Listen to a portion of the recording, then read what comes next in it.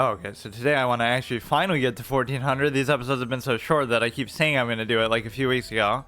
I've had a couple good stretches though where I've gone undefeated though. That was obviously not... I'm surprised. It felt like we went, for like one whole episode, we went undefeated. So that was at least like 4 or 5 games probably. But yeah, let's try to do that. And this was like my ganking music from WoW. So like I would be a little untwinked rogue in Red Ridge Mountains and I would fucking listen to this for hours, and I did it on stream too, and people got pissed like, why the fuck are you, first of all, why are you doing such a repetitive activity in the game, but also listening to the same song over and over? I'm kind of like that, but it's suited for chess too, because it's like I'm basically a smurf even though I'm not. There is something weird about how I play sometimes, like I'm so streaky, but I guess it makes sense. You just have to commit to memory in such a sense that you get comfortable, like it becomes second nature. So not only is it not about how good you are, it's just about how, you know more than other people and you've studied more than other people, which at some point that becomes an equalizing factor where no matter how much you do that, sure, you're not going to be Magnus or something, but it doesn't matter. Like the mid-level is so queen of the sandcastle, king of the sandcastle effect. Like it's not hard to be better than the majority of people in the world at chess. Like even I'm probably better than 85% of people who have played, because most people who play don't take it that seriously. So then there's all these fallacies like, oh haha, that proves if you're 2000 FIDE, you're 1% of chess players in the world. But among competitive chess players who actually study like you do, right, to be 2000 FIDE or whatever, you're not even close to among the best. So like which one it's such a phony thing that certain content creators use and stuff, right? Like, okay, if you're I won't even say, but if you're one of those hypothetical people, the problem with that equation is the fact that it's like, okay, you're better than most people because most people don't study like you have, and don't play all day every day. For them it's just a game. For you it's like a whatever. It's more than just a game. I wouldn't say it's a career, because it couldn't be, because obviously if it was, then you'd have to be a little better than that.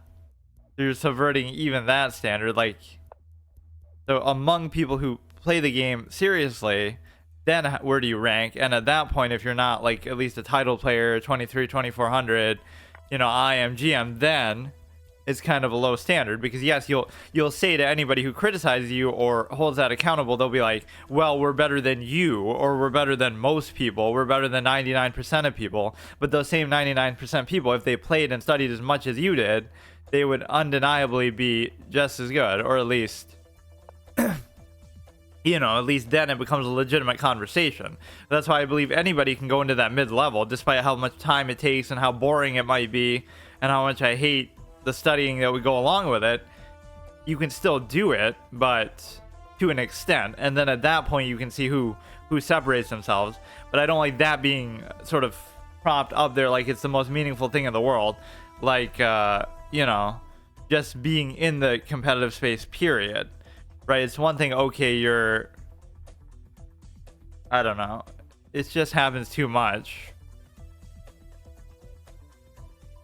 So this is a very awkward pawn, but this opens up a decent bishop position. This can actually just move, but I don't know where I even want to put it. You should never leave stuff like that. Like, this is dependent on the cover for no reason, and it's not even a good position. And I even moved this to try to make room for it. Then I could go here just to try to trade the bishop. But yeah, that's like the art of patience that some better players will sometimes demonstrate, is like they won't trade pieces when they have the opportunity to, or when it just seems like something you would just do for the sake of it. They only do it if you really get something out of it, or they kind of let it sit there and wait. That level of patience is hard to do, especially when you don't know what you're doing. You don't even know really what you're waiting for. Like, I could go here and he could take it. So I feel like I almost have to take it, because if you take, that looks ugly. But that could have been a bad position where I shouldn't have allowed that to happen, or maybe it's not.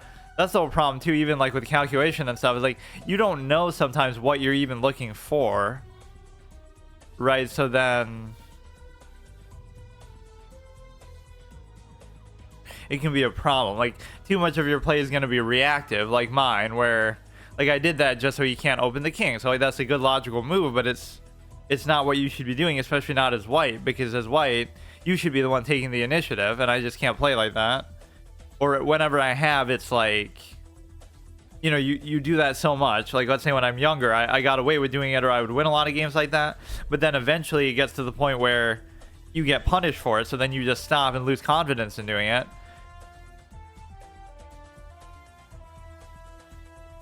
I kind of want to do that because that bishop is just kind of annoying me, although it's not really doing anything. In fact, if anything, my bishop is better than his because mine's facing the king potentially, and his is what do you call it?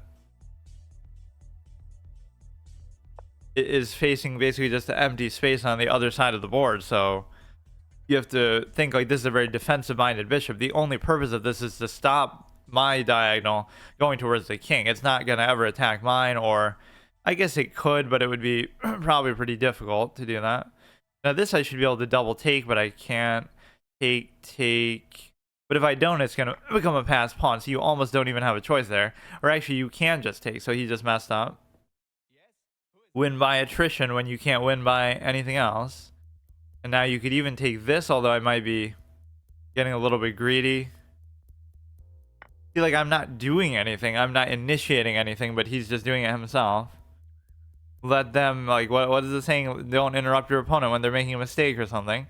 Just don't. The same philosophy that could be used to beat Trump, where, you know, people say he's so bad and he's such a clown, but then they want to keep making such a big deal out of it. Like, okay, just let him do what he's doing. Let him cook himself, apparently.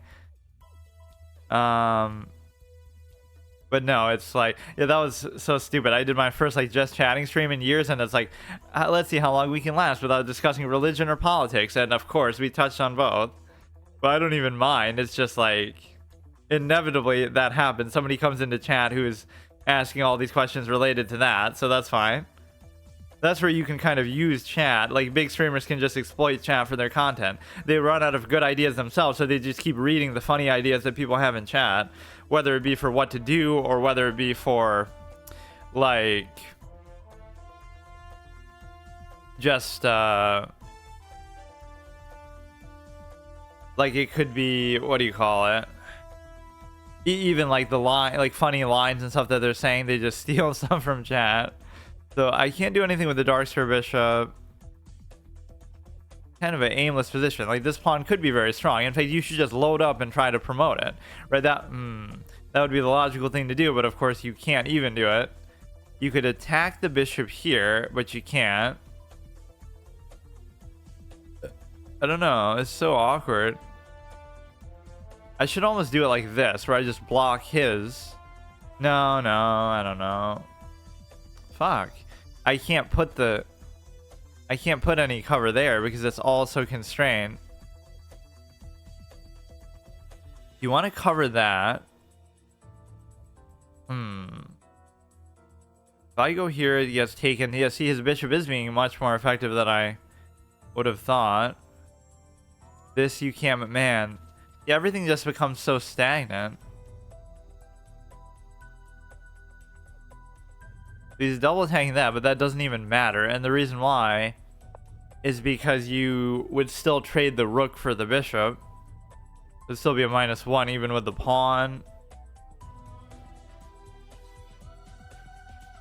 Those are the two big mistakes that any low-rated player can avoid. Number one is use your time. Don't start off the game thinking like, oh, you're some opening master and you can just do whatever you want. But on the flip side, don't think that you can actually do anything either. Like, know how limited you are, in the sense that, you know, don't try to do anything overly ambitious, or just don't try to do anything at all ever.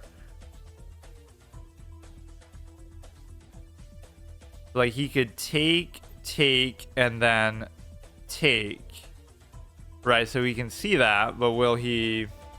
But even in the act of doing that, he could take, I could take. I don't know. Even that's an unnecessary kind of move, but I can't resist the temptation always to harass the horse. Yeah, let's just get to 14. It's amazing that I was like 1550 not too long ago, but somehow it's one thing if you go on a little bit of a bad streak, but how do you lose like 200 rating? It is kind of crazy. Oh wait, I can't even do that now.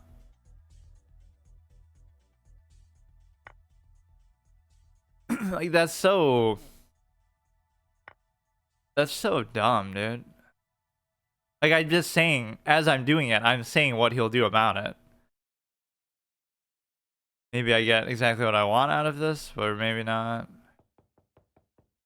Just like if people really think a little bit, there's nothing really ever there. You have to be like super whatever. You can just have everything. Um, you know, you have to be like super thorough with it. But the problem with that is the fact that, you know, on one hand, it's satisfying obviously to come up with that, but it's also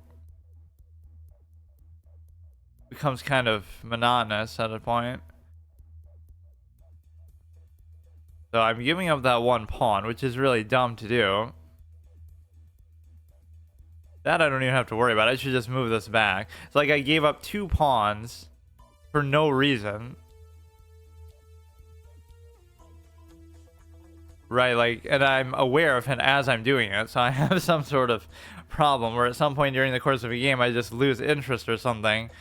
Or like, because you feel like nothing's happening. You're not going to really be able to do anything. It'll come down to time. It'll come down to a draw. Which is true seemingly at all levels of chess, even at this incredibly low level. Or the problem is you'll win some of these games, but you'll win despite something, right? Like,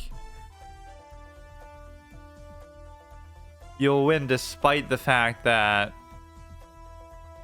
the problem here is he can block too many things. If he blocks with this, it doesn't work.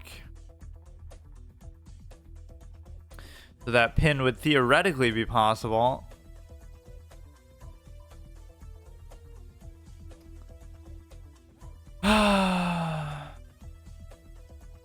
This one's just kind of an odd one out. And then this is what ends up happening. You just start trading stuff and just doing stuff just for the sake of it, just to make something happen. Which I would often start games like that. Like, if everybody is like me, we would just both trade all pieces immediately. And you might think, oh, that's an aggressive style of play, but it's actually not. It's more defensive minded to trade pieces than to keep them, because then you'll have nothing to attack with in the end. So, right, so it turns into you just are stripping your opponent's ability to attack away. And since you're not intending to attack anyway, presumably, right, because you wouldn't be doing that otherwise, then it's fine. Which makes sense to do that as black, right? There must be some sort of high-level statistic you could look at. The amount of attempts or desires to trade as black is far higher than... It's far higher than the...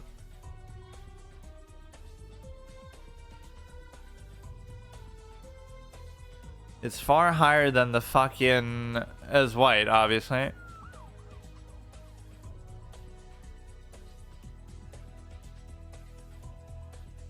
You can go behind here, but I don't like it for the simple reason that we're not able to... Whatever, let's just do it. I could put this behind here, but then that creates some kind of other complication too.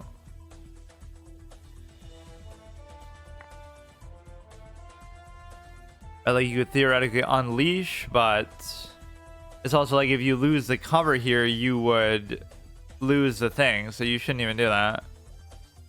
But then I can't really do anything with that either. Or maybe I don't need it to be there is the point. Like he would come up, I would take. Like I could do it.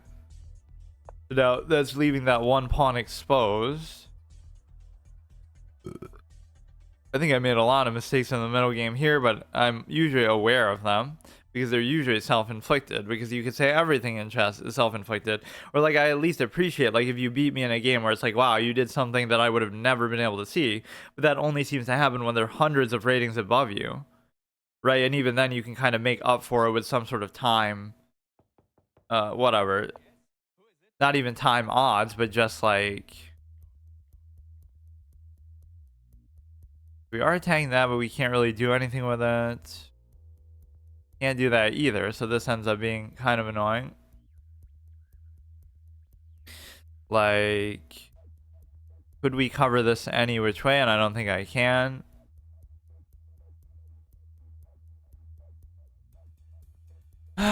It doesn't really even matter, but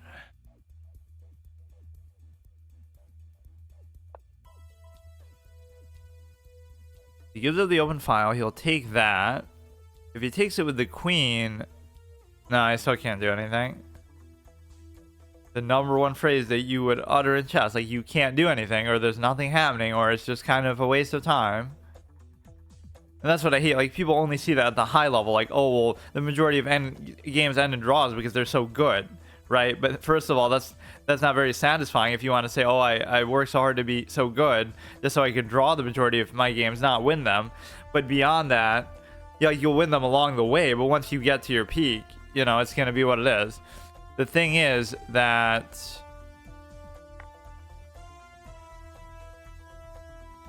Now, you could do this little cute thing, but it doesn't matter to me. What? What was that? So it's like, even at the low level, you can kind of see the seams of the game, like where it's just not... I don't know. We could try to promote something here, I guess, but... Like, even here, you could just sit here with the queen and not even worry about it. Because even if you come here, I can double take, so you can't do anything. Ladies first, as they say, but you normally don't want that with the double stack because it's a case where you're able to... Or no, you know what? You could take that anytime you want. Yeah, it'll come down to time or some kind of a minor little thing I could have done along the way. Now, basically, if you take, I take, and then this pawn should give me the advantage, but I don't know. Both of our kings are kind of out of the way. This set is just going to be with me forever here because either my other ones don't work or something. Like, this should be enough to win you the game. Like, how can you deal with this pawn? Sometimes the best way to do it is actually to threaten my other ones, like try to just ignore it and do something else, but it should presumably be too late by then. His king should be much too far away. Or what you should even do, I don't know, if you attach the king to this, then you can put this here. So the real purpose of the rook is to block his king from coming in, not to actually cover the pawn, right? So you kind of go anywhere that's just going to stop him. And he made that stupid move to give the check, like, or like, so he couldn't give the check. Like, he came right up into the thing. R2D2 over here. You go here, you can give a check. And so therefore, I'm kind of fucked myself a little bit.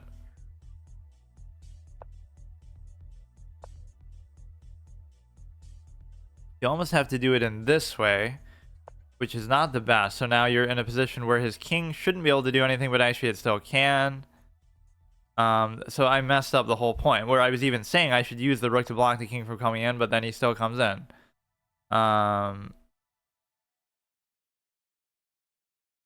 You should be able to just give non-stop checks no matter what. If you can just get the king out of there, I'd be happy with it, but... The thing is, he's going to take there, but I guess he can't. It's a very bad position that could easily backfire. Look how evenly matched we are, but we're both kind of clowns. They'll just keep going back and forth, so I really don't know what to do. I could have taken like this at some point, but... You can give it check, it won't really matter, so we should be pretty much in the territory where this is fine. I don't know what he's even doing. He's just totally in his own world here.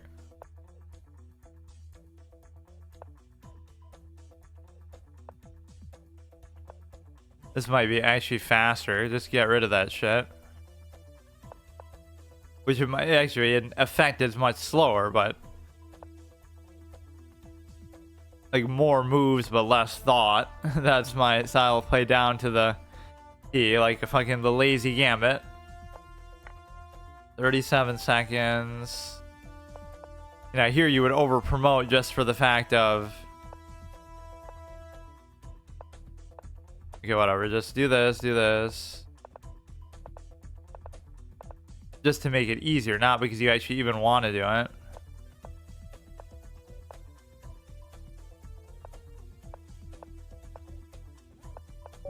Don't those endgame moments look like, oh wow, you're so good because you made them so I could have pre-moved that ending, which I don't think the site even lets you pre-move multiple moves in a row, or maybe you have to enable it somehow. But basically, at least that did get to a climax, unlike most chess games ever. But basically, you know, it makes it look like, oh wow, you're so good because you could pre-move that whole sequence, but it's really not that impressive. Openings and endgames are the most boring shit part of any game ever, but yet, because that's really all it is. Like, if you don't know exactly what you're doing in those areas, you'll just get destroyed by somebody who does. So it's not a question of innate ability. It's like, have you learned them, have you studied them, or not? It's a raw, fixed, settled science. Then beyond that, like, openings are solved, endgames are effectively solved, although those are a lot harder to learn because it gets a little bit too specific. At least openings you can kind of guarantee every time, regardless of how many there are, of course. And see, that makes it look like a high-level game. The fact that you're able to basically do it in such a way that you can just you have such a high cent upon thing. And I love when people say that too, like, oh well, the accuracy was padded in the end game. Oh right, because long drawn out boring end games are not part of high level play at all. So like grandmasters pad their accuracy too, because they go on these super long repetitive fucking threefold repetition attempts, at least, where you're able to keep trying to go for that. So that's, if anything, it would be more inflated at that point. Not just because they're good players, and obviously it evens out because it's a lot harder to get a higher accuracy against a better player too, but people don't think of it like that. It's like, oh well, the only reason why you got 95 accuracy is because of the end game, that you're moving stuff back and forth 100 times. But that's not part of the game that everybody's always doing at every level.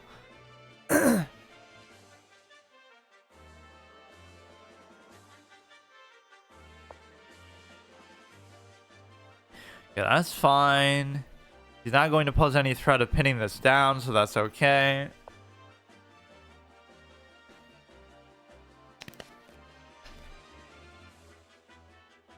See, this is the world solution to inflation right here. If you just look at it like, you know, oh, the site is inflated, so but I'm banished from chess.com, so I have no choice but to deal with it. But the reality is that if you have a problem with inflation, then just you must be the change you wish to see in the world and just get to a higher rating.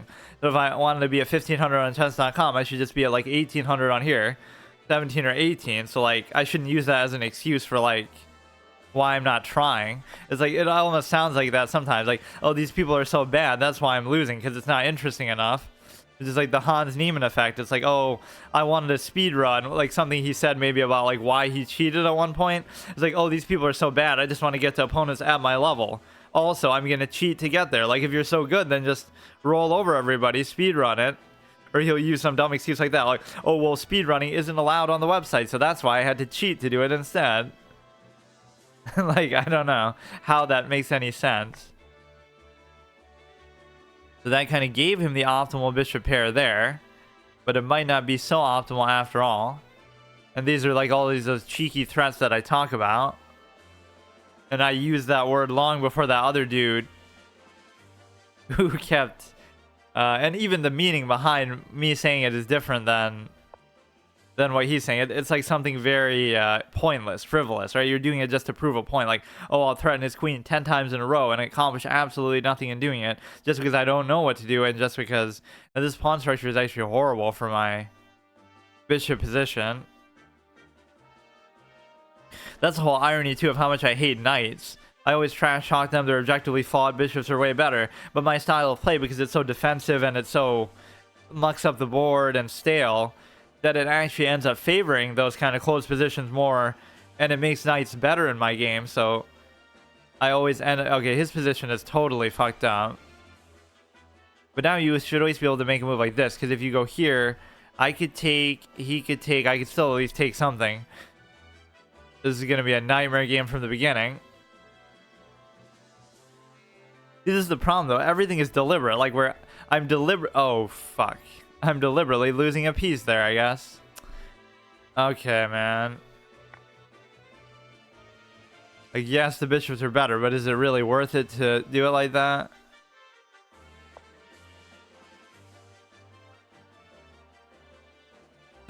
See, like, was that, oh, this guy's so good. He just took a free piece that I hung. Like, he really deserves credit for that. Which is often what I benefit from, too, anyway, but...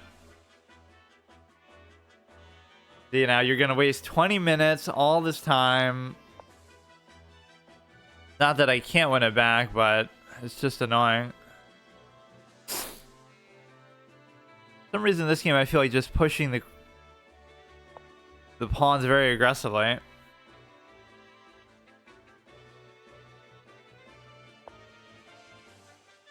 That's cute, but it's never really going to materialize to anything, I don't think.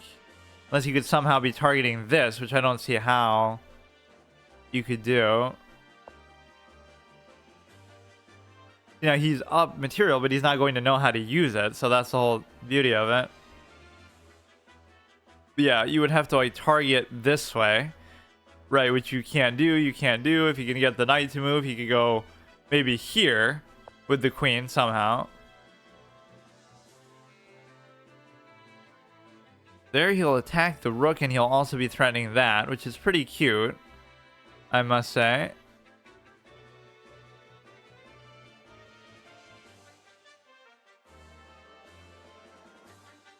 Right, like, there's not much I can really do about it, but I can still stop him from doing it. Now, if he moves the bishop at any point, I would be able to take the rook into a check, into actually taking the other rook, too. Is there some way I can bait that out, even though... Okay, so what does that really change? This thing can move somewhere.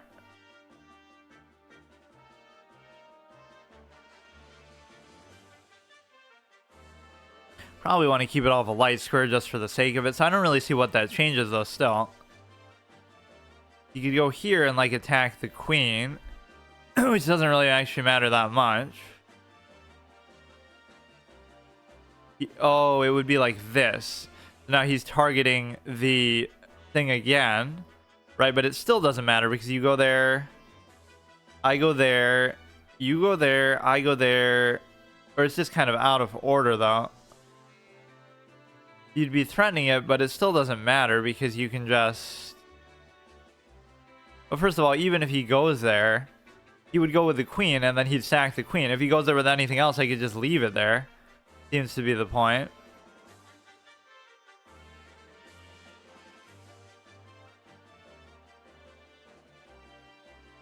It's a little deceptive. It makes it seem like he has something here, but he really doesn't, because if you go... Like, go there and just let the horse sit there, and then I don't give a shit. I obviously can't take it because the queen's in front. But, yeah, nice move, dude. I really don't know what to do with the knight here. I have no idea. So many times that's the problem with the knight. It's not even a question of, like, making an optimal move with it. It's just a question of making a move with it, period. Or, like, how do you just get it out of the way, or how do you get it involved? This would be kind of a good thing. You're double attacking, but he could easily just castle. But even if he castled, I'd still be double attacking. But he could just move it then, I guess is the point. He'll just move the bishop, and then if I take, he's covered. I almost hope always that people, let's say that these people are sniping me somehow, and that's why they, you know, make it seem so much harder than it normally would be. It's fine, because whatever I can see, they should be able to see, and I should still be able to beat them. So I shouldn't be winning by any other way. Like, it's fine. Yeah, nice. Now, he'll obviously move the bishop. There's no real question about that. So you move the bishop, then it turns it into a simple trade. It's actually almost a little bit dangerous because I have the ability to lose my rook here. And that's actually pretty good too, because you get to cover that if I was going to fork. But like I said, I wouldn't have even been able to fork because of the simple fact that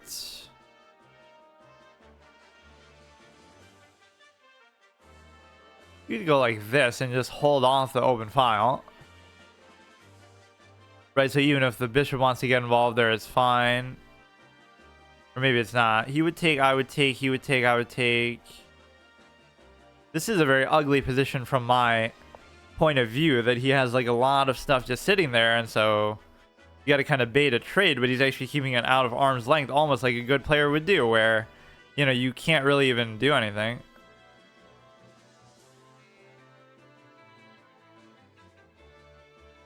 So he's going to, obviously I can't do anything with that. He's going to push it out, which is just annoying. Nothing I can really even do about it. That makes that move kind of frivolous. We could cover this back, but I don't understand. If I go here, then he has the ability to go here. Check, take, take, take.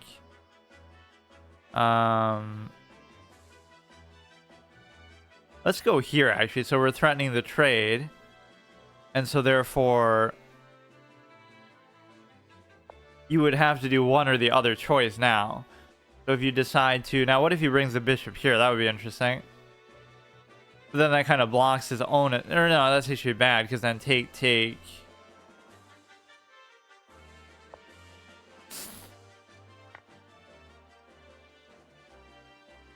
I mean, look, dude. Look. I blundered the piece, but this is a highly instructive chance. 1400 inflated. Like, I really want to see this in an over-the-board context. Like, at what point would people stop blundering their queens, or... Because it doesn't happen that often here, or like stop getting stalemates and stuff like that. Because that's how you know you're an elite hardcore player. When you stop doing that. Even Alex Botez doesn't stop doing it, but I guess her excuse is time, or little do you know it's all part of her master plan to get views or something.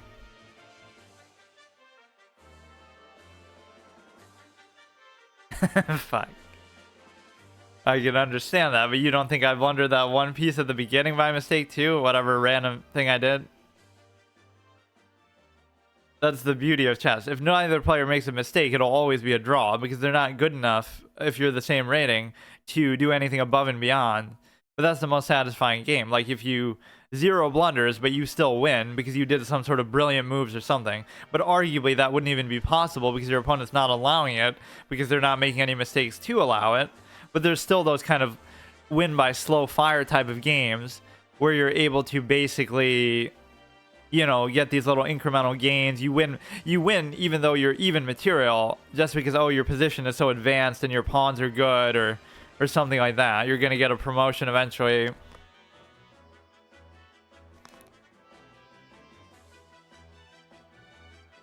That's what you see in Grandmaster games a lot, actually, is like, they'll always have the power and the threat of the promotion, but they'll never actually get to the point where they get it. Like, they'll resign before they do it, or even in terms of mates. You never see a Grandmaster get mated because they know the mate's coming, so therefore they deprive you of even seeing the most exciting part, the climax.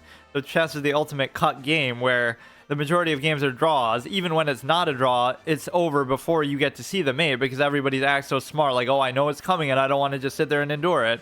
Like, they should fucking force you to do that. You want me to sit there and watch a 3-hour chess game between grandmasters and then I get cucked at the end? Like, I don't even know what happened and they have to explain it to me on the analysis. Like, oh, he was gonna get mated in 16 moves because he fucked up this one thing after a 20 move plan by the other player. It's like, cool, but let me actually see it. But no, you don't actually get to see it on the board. That's so dumb. Right? So 75% of games are draws, and the few games that aren't will end them, resign them before you get to see the proper outcome. After studying 20 years to do this fucking thing.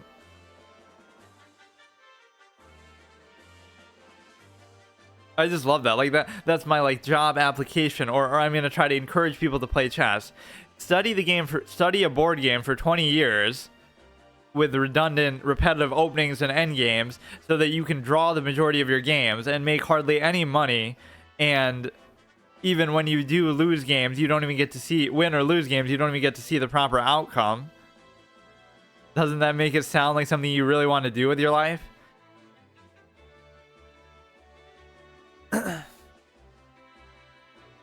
So that I kind of cheated death a little bit. I don't really have time to lose games because I don't have time to play chess much at all anymore. So we get to a triumph in 1400. This is almost bullshit that I wasted so much time. Like, I'm not saying I would have made a ton of progress, but why the fuck did I go from 15 to 13? Just like that. It doesn't even make sense. So now it'll take me forever to even get back there, and then I was struggling a little bit at 15, but that's understandable. Like, okay, you know, maybe it's a little harder for me than 30-minute games. I wouldn't even say that's innately how it is. Like, oh, of course your rating's higher in 30-minute games than it is in 10-minute games because you have more time to think, but your opponent does too, so it should equalize itself out. But then the majority of people don't use the 30 minutes the way that I do. So it's amazing that I can be so impatient and patient at the same time, where I want to play the longer formats, but then I often, you know, when I play this one, I'm just super impatient. We strategically keep it at 69 there. So I almost lost this site too, because I almost fell below 1600.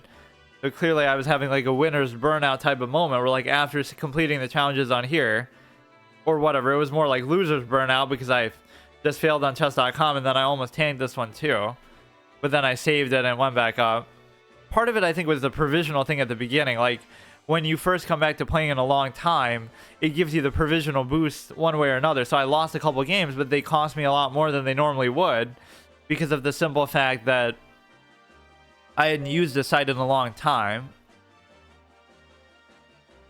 I don't see why that should even result in a temporary ban. It's like the guy was just thinking about that move for 5 minutes, so what's the problem?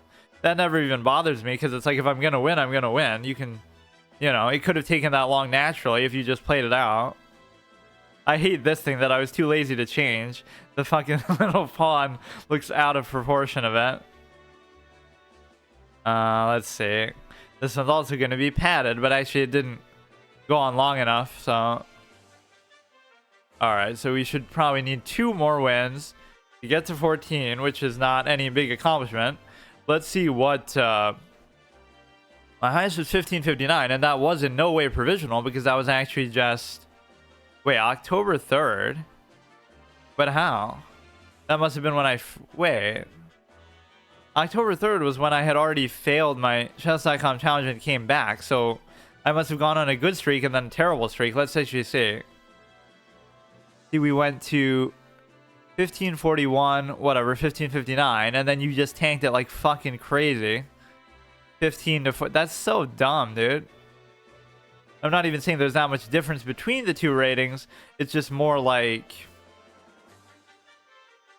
you know, between 14 and 15, it's just a waste of time for me to have to go through this again. And then I can at least try to learn something from that. This just feels annoying, but again, you got to learn from the Hans Niemann effect. Like, you have to still do this with dignity and respect. You can't just act like I'm better and I have to just skip it. 1440, like we're already getting opponents that we would get around there anyway.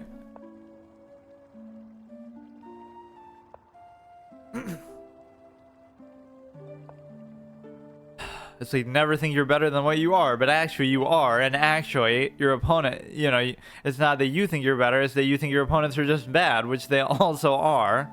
So just don't blunder anything.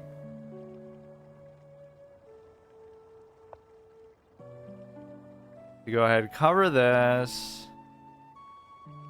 Like, don't lose in the opening, don't blunder pieces, don't move too fast. All these rules that you can follow that would jump your rating up by hundreds of points, no matter what low rating you might be at, whether it be 13 or 11 or 8, right? Like, that's often, those are the two biggest mistakes that people make, is they don't take their time, and they also don't, you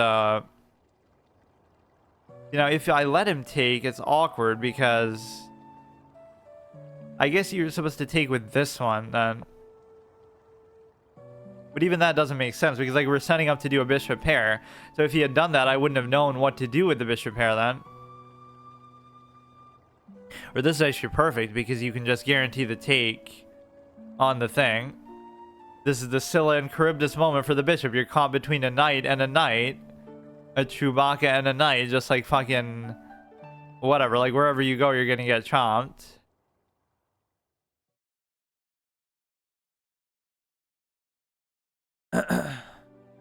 They make these characters seem like a dime a dozen. Oh yeah, we got R2-D2s lying around everywhere. We got fucking Chewbacca's everywhere. Okay, that's very good for me. Then we do get the optimal bishop pair for all I can tell. Or yeah, make the board smaller. There was some GM who was doing that in a tournament or something on their computer. They made the window like super tiny, and then everybody's like, you know, well, everyone was curious why he's doing that, but that maybe helps him because you don't have to. Oh, he won't miss the long diagonals now. That he surely wouldn't have an issue doing that anyway. But like, he won't miss them because it's so, you know, they don't look so long anymore because you're shrinking the whole thing. So it's easier to whatever. It's easier to look over it because there's less space to cover. But obviously I kind of like it this way. No, that's why I'm so bad at chess. I play on like a super 60-inch screen monitor, and so therefore I can't see the board fully. I have to really take my time, and that's why I'm so slow. But no, if you're playing on a fucking dinky laptop, that should help you too then. Now here's the problem. You go here, you open this, you allow him to undouble the pawn. Right, is that really something you want to do? Because I feel like it's not, but this is like an octopus knight position. You always got to be kind of greedy, not in the sense of what you're trying to do, but like if I'm gonna do something, I better get something for it. Right, you have to be like these Gen Z millennials who are like, I see these in comments all the there's these two YouTube comment trends that I'll just randomly touch on here in my just chatting spirit of the one time I did it there on Wednesday. Is like, one trend is anytime there's a video of a girl who's like remotely attractive or anything, everybody's just losing their mind, and every comment is to do with that. Like, she could just be standing there saying hello or just like doing nothing, and it's like, wow, she's perfect, that's wife material. It's like everybody's so desperate and down bad, I guess, as they say. Like, it's there's more to life than just that, so people are a little bit too crazy with that. And then the second thing is the tendency to like, oh, the old generation boomers had it so easy, and like, oh, now we're all, you know, everything used to be so much better and easier, and now look, oh, woe is us. Like, there were certain advantages, certain disadvantages, but certainly the level of technology that you have available today is insanely positive. So I don't know why. I just hate that. It's such an ignorant way to look at things. Like, oh, you know, your parents had it so perfect, and now you have it so terrible, and wow, you know. There's easily things you could point to in both cases, right? You have much better technology available, the machination process, but then also maybe the expectation goes up with that, sure. Let's see, what do I do here? You have this, but I can't figure out how to use it, so... Like, you want to do this, but I don't understand how to do it because he has too much cover on there, first of all. You could put the knight like there, which I don't really feel like I could do too much about it. This maybe makes it better because what it'll do... No, but he could take with the queen, or he just fucked up because I would take, he would take. But see, now, for example, I could take. It's just a question of this take. If I take, he takes, he covers. But if I let him take, I take, then he takes. You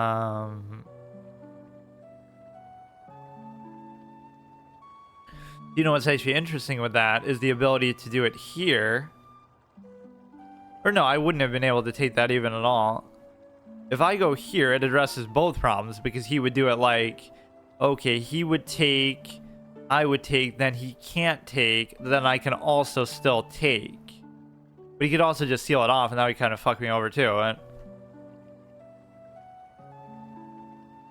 It's a very interesting advanced level move that we have here.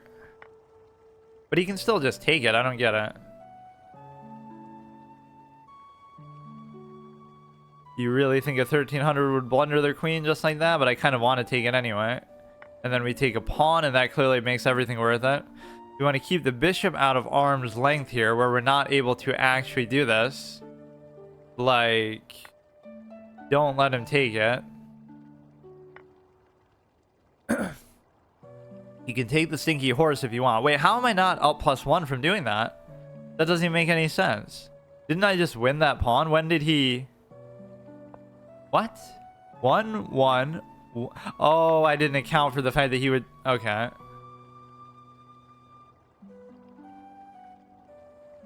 That wasn't really as good as I thought, but it's still okay. We're threatening another pawn. We gotta watch out for his stupid horse, and he's gonna do some kind of fork play. But now at least it should be a controllable position. See, this position looks a little open, so it could be, you know, where the bishop is actually better, and it's also facing the king.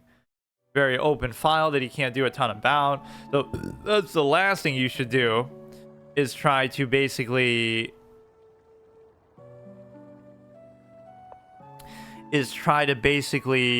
take the knight here. You should not do it. Now we have even more names that we can call them. We can call them knights, horses, obviously Chewbacca's, walkers, as if it's not confusing enough. Rider is what it's called in certain languages, I think. Now if he moves this fucker, I would give up the pawn. He would give up the pawn, but he wouldn't because he can go there. See, that's how you got to think about the knight. It's useless in covering what's right next to it, but it's not in terms of, I don't know. Okay, whatever I'm doing with this is probably not too good of an idea. Right, like it's just not actually going to do anything, so who cares? You could double stack, which would mean I just have to give up the open file, which I don't even really care about. He could go here, which is just kind of annoying. In fact, that could be dangerous because you're going to... I guess it's not. Just go here, just let him have the open file, and then, you know, you go there, I can just cover it, or I can just move it. An interesting choice to go in with that one. Feel like his weakness should be the double stack pawns, but I don't see exactly how it's gonna happen. Like, I would have had to create a double stack there, but I wasn't quite on top of it enough to do that. Now I don't have to worry about the unleash of the knight, and the reason why is because there's no rook there for him to take. Like, he would have attacked this, and then he would have double took, but now he can't. And now I can't even do that either, so I am just kind of moving back and forth. I don't even know what to do. I feel like this diagonal might not be as strong now. What if we go here instead? Just try to look over what he can do. Could be a mistake, but I'm not seeing anything happening on the king side. So you can't push the pawn. We'd be double attacking. He gives up the double stack, which is interesting. He's double attacking that, which is very interesting. This could be a bad thing too, but I have to deal with it. So what you can do now is you can... I don't know. You could go there as well.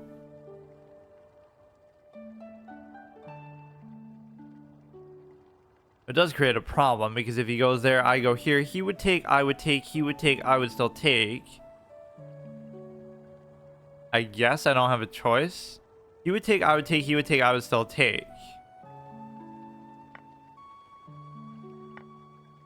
I'm sure you can win that now pretty easily, though, is the problem. And clearly the game will come down to such a minute thing. Like if you just do that.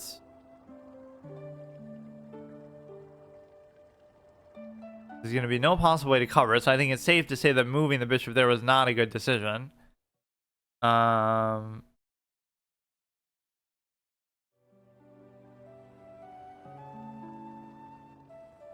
Whatever, I'll just trade something off.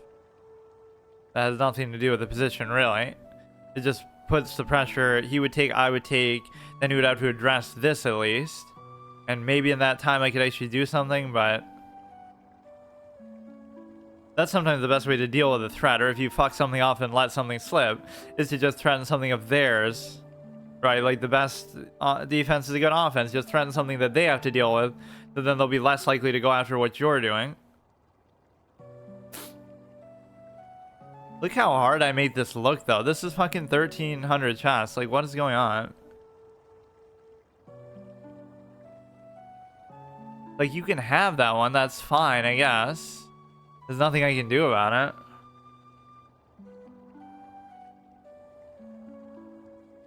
it. But again, keep creating threats, I guess. This is actually kind of a good instructive moment, I guess, in that sense. Like, we threatened one, we threatened the other, but couldn't he have just done it? But I guess if he did it, I took. Then he takes, but then I still would have took. Oh, and of course the sneaky knight does exactly what you'd expect there. Man, what I did with the bishop here was the biggest fucking clown thing I've ever seen. Because now I could have attacked it again. I guess not, but... like, why the fuck did I put it there? Now here you can't even take it, is the thing. And even if he was to take that, it wouldn't help me at all. Because I still can't take it, because I'm fucking stupid. Like, why? I would love to see... like, sure, it was a good thread there, but... it would have been so much better. Okay, so he still can't take it, though. If I could just double threaten it, it would be pretty good, but he can easily double stack on there, too. He's got an Octopus Knight, but it's in kind of a weird spot, to be fair.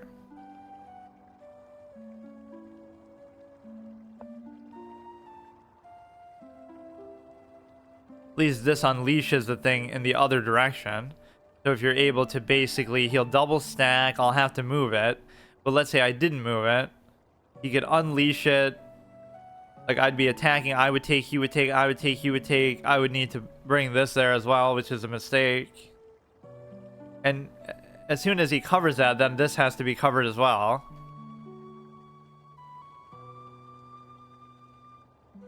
So it'll come down to some semblance of time here, I think. This is kind of a cute move, I guess. Maybe.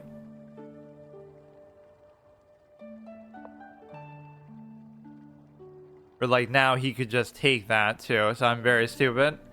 Regardless of whatever he's gonna do with this.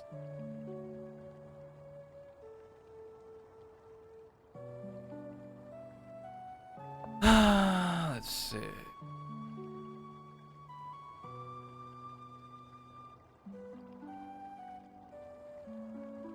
You have to cover that because if you covered with this, you would have given up a fork. There's no unleash play that you can really make. And so I almost just don't even need that to be there.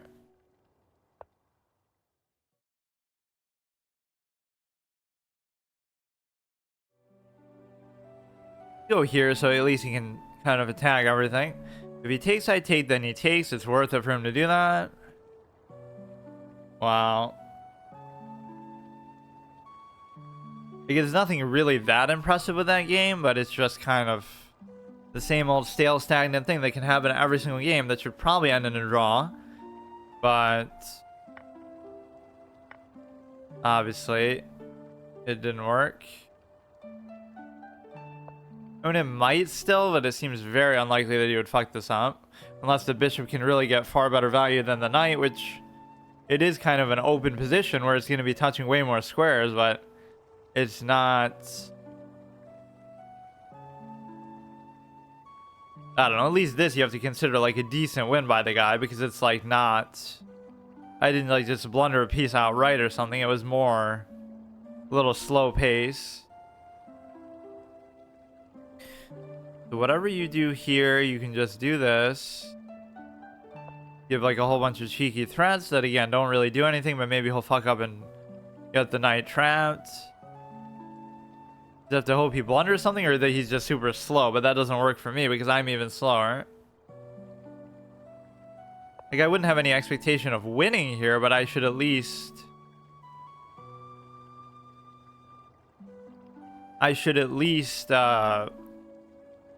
draw it somehow.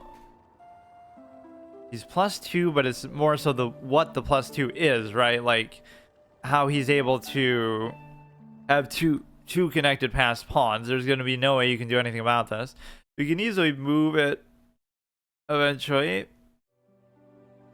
Yeah, I just hope he's really fucking slow about it. That would be the dream come true. But I don't really deserve this in any meaningful way.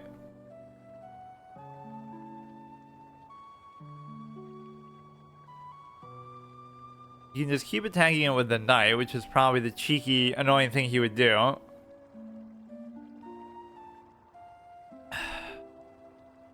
So I could maybe bring my king in, but that's always risky when there's still so much on the board. If it was just the rook, I could understand. Here we go again, dude. If only you could check and take the king.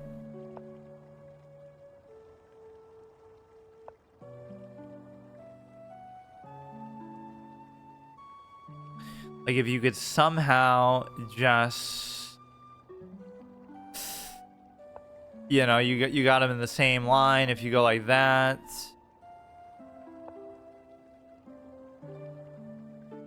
Damn, it was like so close to being good there. You got to stay attached to the stupid knight. So you do give up the stupid knight, which you didn't have to do. You could have easily just dealt with it. Look at that, dude. I almost feel bad for the guy. You deserve to win that, and you might... No, you won't win it now, because... You guys got to be weary of time. Which I'm not being. You can't cover it there. You take this, and then you cover this. Even if I have to sack it... Wait, what? Oh, I mean, even if I have to, I guess I just do sack it. So that's fine. It's perfectly fine. So now you shouldn't be able to do anything. I mean, if you can win in this position, then I'll give you a lot of credit, but... fuck me. It's just like here, it starts to become aimless because you don't really know what it is that you're trying to do.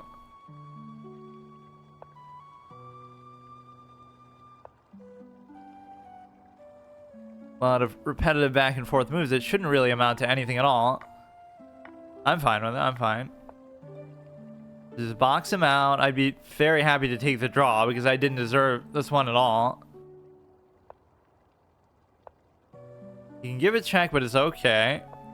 Not going to do anything. Check, take, take. It shouldn't matter, right? Like, how are you going to convert this?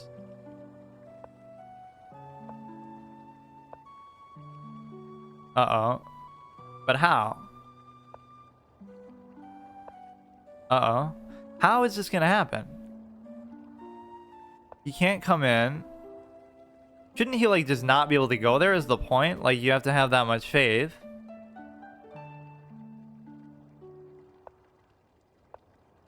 Right, he can't come through, so it's over.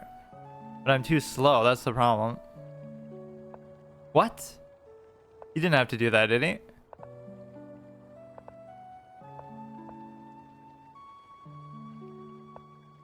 I don't even mind taking a draw. I don't understand what's happening, but... It would be even timeout versus insufficient material, right? So you should have nothing to fear. How did that happen? I don't get it.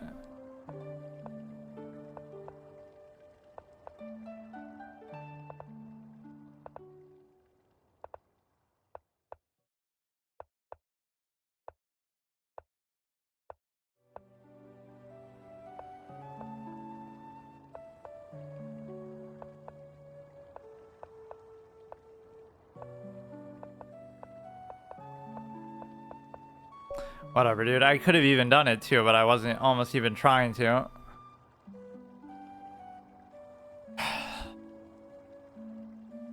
So this is what you have to do to stay alive at fucking 1300. He was at 1440 though, to be fair, who's probably played thousands of games in his life. And he kind of deserved to win that, I'll even say, but somehow he just didn't. Which I guess is the same with me though, it's karmic justice. Like, I deserve to win a lot of these too, and I just don't. So please give me an opponent that'll give me at least 9 if I win the next one, because we... You know what I don't like that's not authentic to real life?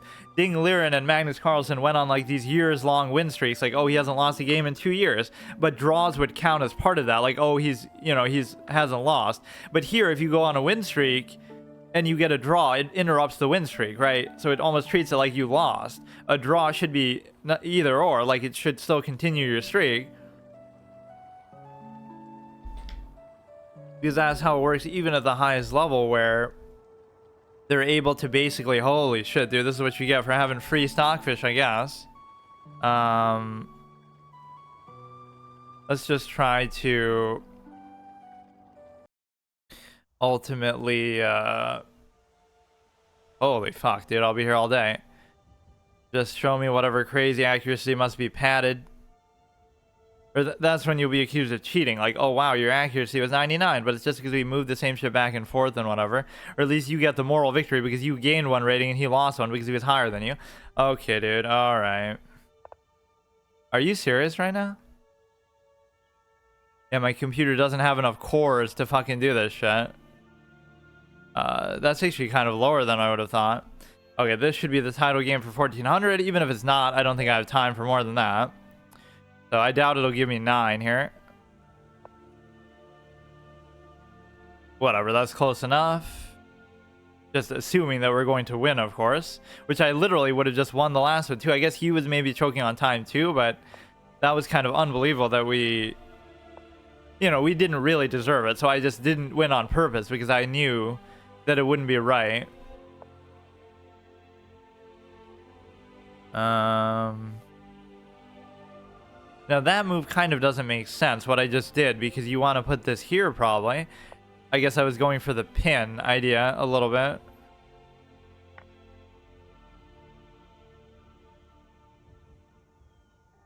You know, would it be worth it to give up like this? He would take, I would take, he would take, I would take, he would take. If you just move this away somewhere, but that's kind of a bad spot to move it.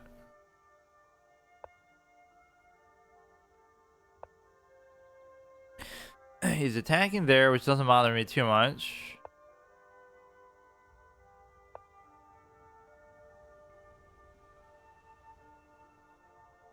Okay, so now we end up solving the problem a little bit with my own pawn there, blocking my diagonal, which I tend to do that a lot, despite how much I love and revere bishops. You could go here, but you actually can't. I kind of want to move this, but I can't figure out where to put it. This might actually be the kind of game where you want to put it where the king is. The fucking knight usurps the throne from the king here. I really can't figure out where I want that to go. Okay, we can do this, so then therefore, if he takes, I take. If he takes, I take. Right, it just looks like a good move, but it might not be. If he raises that, it could be a little bit irritating. I'd much rather do the trade here. It guarantees a trade of some kind. Then you're pinning that down, although it's not really that strong of a pin. The one thing that you're kind of missing, though, is that you could just take that, which is kind of weird, come to think of it. Right, if you're able to just... Whatever, this didn't happen, but that's pinned down. So is there not something I could do that, like, just the knight is covering, or some way to attack the knight?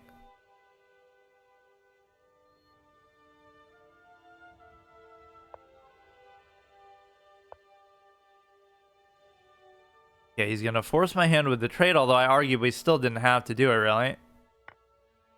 Okay, that's fine. Whatever. Look what a problem this knight has caused as far as just, like, not being able to put it anywhere. And that's cute. What is he gonna do? The fucking yo-yo thing to me? He's gonna, like... You know, if I move it, it's like, oh no, but it's fine. Can't you just even do this? Now he'd have to attack it with something else, which I should probably be able to prevent. If he takes, I take. If he takes, I take. He has no way to attack it again. This is uncovered, but I can't really do anything about that.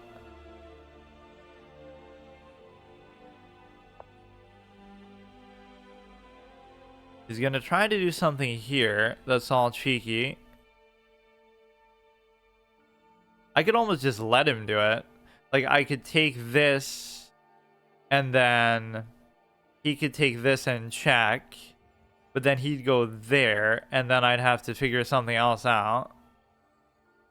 Because as it stands now, I don't really know what I can do about that.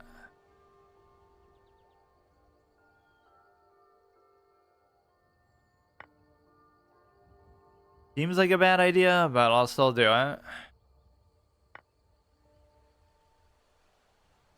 You know, the only way you can do it, I'm the master of the yo-yo, is to go there. But then the act of doing that might end up getting your own bishop trapped, or at the very least, it might allow you to basically, you know, you go here, then he brings the pawn, but then I take the thing. So this is a good instructive moment. I'm so bad that I've done this yo-yo thing so many times, so I know better than anyone how it works, or I guess I still don't. I mean, I could do that trade, but I don't see the point either. Like, you got to just cover this, basically.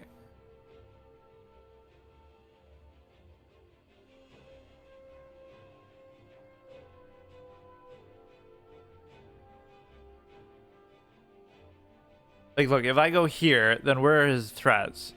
I could just take if he goes there.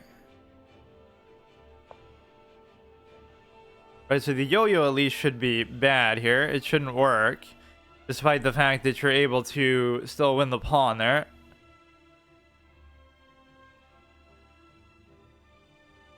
I can pretty much guarantee me taking the bishop with my queen there wasn't the right move, but somehow it's okay. He comes, he checks.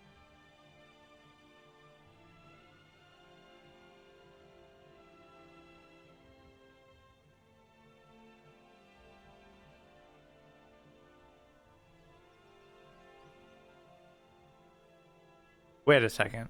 He'd come there, he would check. And then the act of doing that would allow him to... Let's just give a check myself.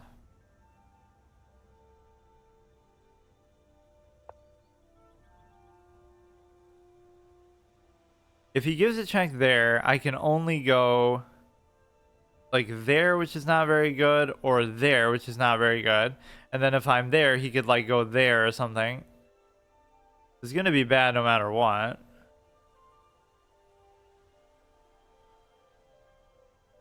Very strange position that he's created here. I don't know what to do about it. I guess what you could do is this, so then he just can't give that one check.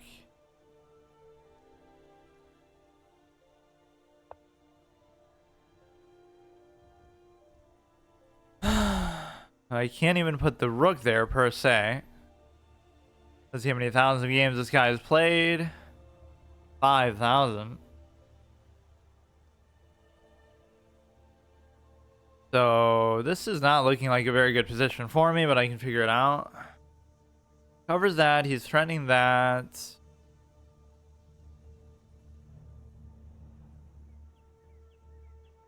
You would go there, but it wouldn't actually be covered even, so I'm confused. There's got to be some way we can just...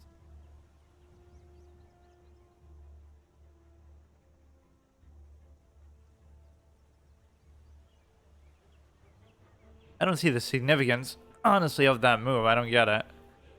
If he raised the pawn, I could easily take it. I could easily take the bishop, too.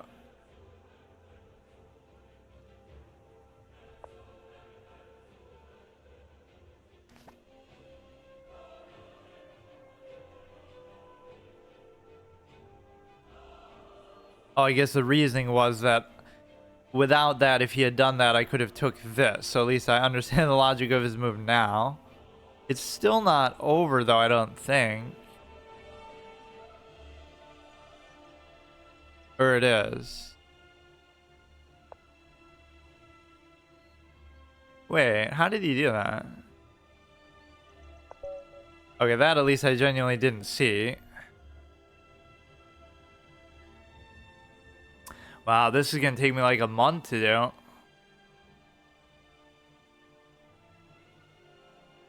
You'd be better off just fucking making like a new account to just fucking start there, and then of course you'd have a better chance of staying there, because it doesn't matter that much. But sometimes I hate like doing it under time pressure times 2. That's the problem with chess, is like, number one, I'm just slow in the course of a game, but even outside of that, like, you don't have enough time in life to actually do it.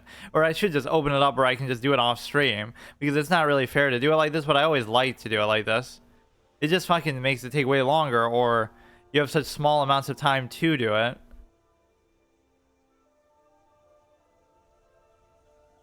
Yeah, that's okay, I guess. What are we? 82. Fuck. And even that one before that, I had won. Like, you know, I had the queen and everything, and I just couldn't take advantage of it. Okay, see you tomorrow. Okay, so today I'm doing something very unusual. It's that instead of streaming chess, which I always normally do that's like the only time I ever play it, unless I'm like doing my laundry or something and I'm playing on my phone on like an alt account. But 99% of the time I'm just streaming it when I do it. But because I haven't had as much time lately, I'm deciding, okay, I'll record it instead and then I'll just upload it like this. So it still counts, but it's kind of like breaking my format. Basically, just I always like to show it so I can show like the whole journey of me getting from here to whatever grandmaster level or something. So we're starting off in the middle of an epic game against a literal 2000 rated player. Both on here and on chess.com they're even higher, and so therefore we have to focus. But I'm going to actually try to take it super instructively, so this sort of will just help to explain that, you know, like this will be, it might not make sense if you watch one of my chess streams to the next. It's like, how did I gain all that rating or lose all of it? But it would just be because I'm doing it here. So think about the level that we've stooped to. I'm streaming chess. No, I'm not even streaming it. I'm recording chess on a mobile hotspot with no face cam on a dollar store mic, and it's playing sub 1500 chess on an inflated website. Like just trying to process the level that we've stooped to, the lowest possible form of chess content on the internet. You're playing sub 1500 chess on an inflated website on a fucking dollar store mic with no face cam on a mobile hotspot. This is it, dude. But we may as well do it because this isn't my normal setup, and this isn't a situation where I could normally stream it. Well, I guess I could, but I don't have internet, basically, is the point. So this might let me do it at times when I don't normally have the time to do it otherwise. Basically, the point being that I would be able to, what do you call it? I don't even have internet, so I'm actually doing it on my phone's mobile hotspot thing, which for most intents and purposes is fine because I'm not using it to stream. I'm using it to just, you know, just to play the game online, which shouldn't be that consumptive. And then I'm just recording it. Doing a little trash talk, but this guy's obviously very good. And what he was always notable for, see, this is somebody who's been watching me the whole time that I came back from streaming. Basically, I came back the end of 2021, and he started watching me like the beginning of 2022. And he was like worse than me at that point, so he was like sub 1000, and I was like around 1000, let's say. Look even at my record against him. Doesn't that make me look good? Because he's fucking way higher than me. But basically the point is that he was in a position where he was worse than me, right? Like, so sub 1000 in like February 2022. So in less than 2 years, he's gone from that to plus 2000, both on here and on chess.com. Meanwhile, I've stayed about the same. I am higher than him in classical here, but I don't think he really plays classical or cares too much about classical. And so the point is that basically you end up in a position where it's kind of like his rate of growth has basically just been insane to think about. Right, that's almost the rate of growth I should have had, or somebody who takes chess seriously should have. But of course, like, sure, I could cop out and say he's put in more time than me, but I would even accept that. Like, even if I put in as much time as him, I don't know that I would have been able to progress that much in that short a period of time. That's actually very impressive what he's done. Well, since his knight moved away, I guess I have nothing to fear here. So yeah, this might sound a little scuffed. It might look, it actually shouldn't look really all that scuffed, but yeah, look at the amazing streaks that he goes on. Although it has been a while since I played him. But yeah, just to put it in perspective, he went from being worse than me, and I haven't improved that much since then, obviously, but he went from being worse than me to being 2000 plus in like 2 years, which is, maybe you could say, okay, that's what you should do if you're like taking chess seriously or something. But the one thing that you can do is, oh, so the point that I was trying to make was, here comes the fork. You can't underestimate a player like this. See, I would do that basically for the purpose of,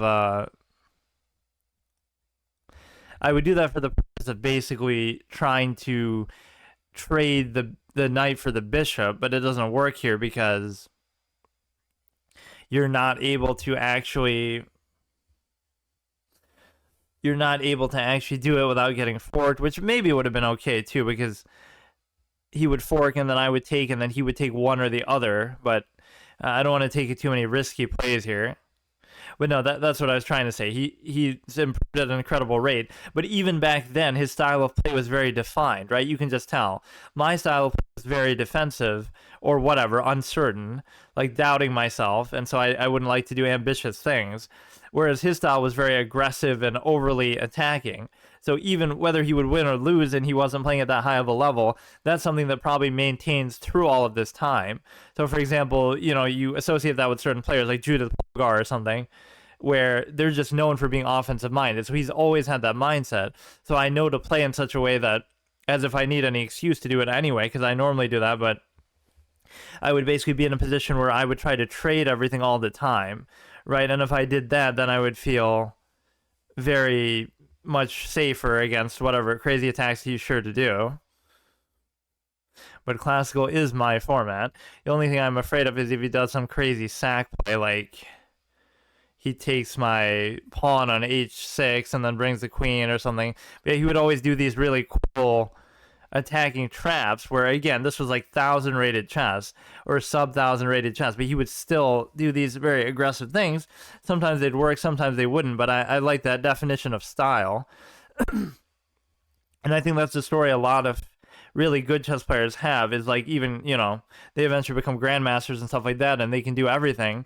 But what ends up happening is they start off and they're very aggressive and they can get away with it. I even said that when I was a kid. Like, I would play adults, or I would have some level of success, but I would be like super aggressive and I would like queenside castle and just move the queen a lot super early and things like that.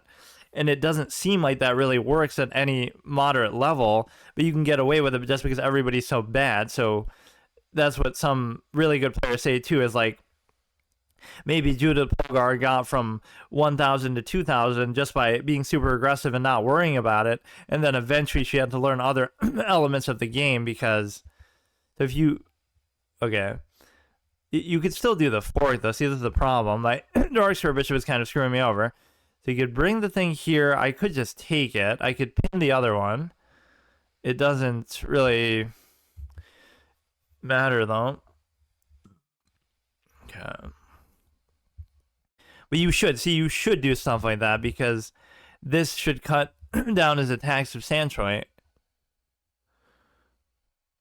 Right, even if I decide to trade, it's okay. Or you could go back to here, and then if he takes, I take, but I don't want to involve the queen, actually, somehow. But I should take a little more time. It'd be embarrassing if I lose some kind of way that is just not... See, now he can do whatever he wants, because he can like take that, and then I can't take it, otherwise he takes that or something.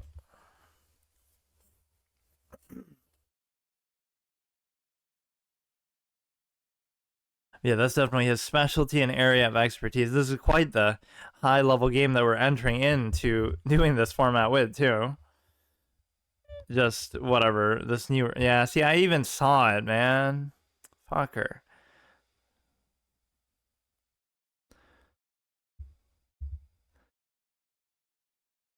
But at least I like the fact that I'm clearing through his stuff a little bit. So, for example... That's just so inexcusable, though. See, this is why I can't play chess. I saw it, I said he would do it, and then he does it. Like, what is that? It's not even like he's stream sniping me, because I'm not even streaming, and he wouldn't need to, because he's far superior as a player, but... I mean, I'm happy with the trades. I can't really question it, so hopefully the fact that he double-stacked the pawns will make up for the fact that I fucked up. I almost don't want to move the queen at all for a while, but... It's like, even trading the queen against him is a great thing to do, and the reason why is simply because you're able to cut down his attack as much as possible, because quite frankly, whether it be because of my style of play or because of how good he is, you're not going to really be able to do that against him, right? I'm not going to do some crazy attack or something like that. You would think we should be able to get to draw territory, but I'm being impatient and just lackadaisical. Like, that pawn was easily avoidable. I don't mind losing this stuff if, like, I can't see it or if they're just too good, and, you know, I can accept that, but there's something still wrong with this. Like, I'd be happy to do it. Why is he playing like this? Why is he playing like this? I don't want to hear any excuses like, oh, he was just trolling or something. He's got double stacked pawns. Like, I don't care how good you fucking are. If he's trying to give me odds, I don't care. Like, this is absolutely ludicrous the way he's playing. Bonkers. Like, what can you possibly do? Oh god, he's trolling my trade happy tendencies.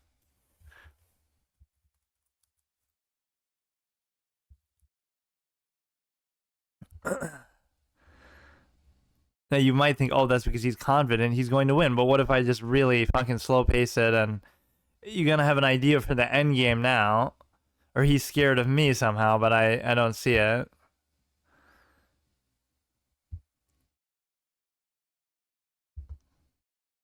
I have an idea. I come up with these amazing anchor pawn situations that actually are impenetrable, even against 2,000 rated players. But that was the biggest mistake he could have ever made, is by giving me this position. If you beat me like this, you deserve it. You can have it. Like, you'd have to be a literal fucking grandmaster to do it now. Like, I don't care what you do.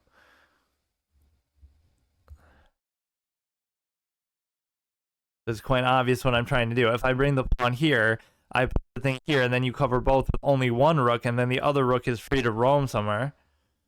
Right? Even if I'm ignoring maybe at my own peril what he's doing. But all you would have to do is just trade for trade, and you'd be fine. See, the fact that I'm -1 isn't even as bad as you think, for the simple fact that you're able to have double stacked pawns. But I think he played very stupidly for the simple reason that if you are as aggressive minded as him, maybe I'm stereotyping his style of play a little bit, but if you're as aggressive as he is, why would you want to trade pieces that much, right? I always praise people, in fact, for, like, you know, they're a good player if they keep the trades at arm's length and don't let you do them, stuff like that. Which I'm sure he's more than capable of doing, but let's see how many games he's actually played on here. 532, so that's pretty hard to question. The problem is that he has a king there, so what he might end up doing is he might win for the simple reason that he'll outplay me with the king and the pawns in the endgame, so I almost feel more comfortable here with the rook. See, he's going to do the same fucking thing. Damn it. Let's do that, so we have the connection that I want.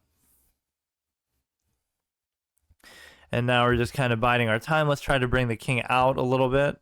Although that could be a bad square to really go to, because you're opening up the check there if you go there. So I don't know how.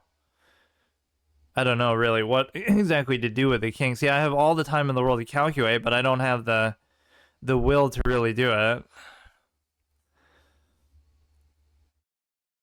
This was a very impactful king move, and the reason why is because you have the ability to cover that. So even if I did some sort of trick play with this, it wouldn't have worked.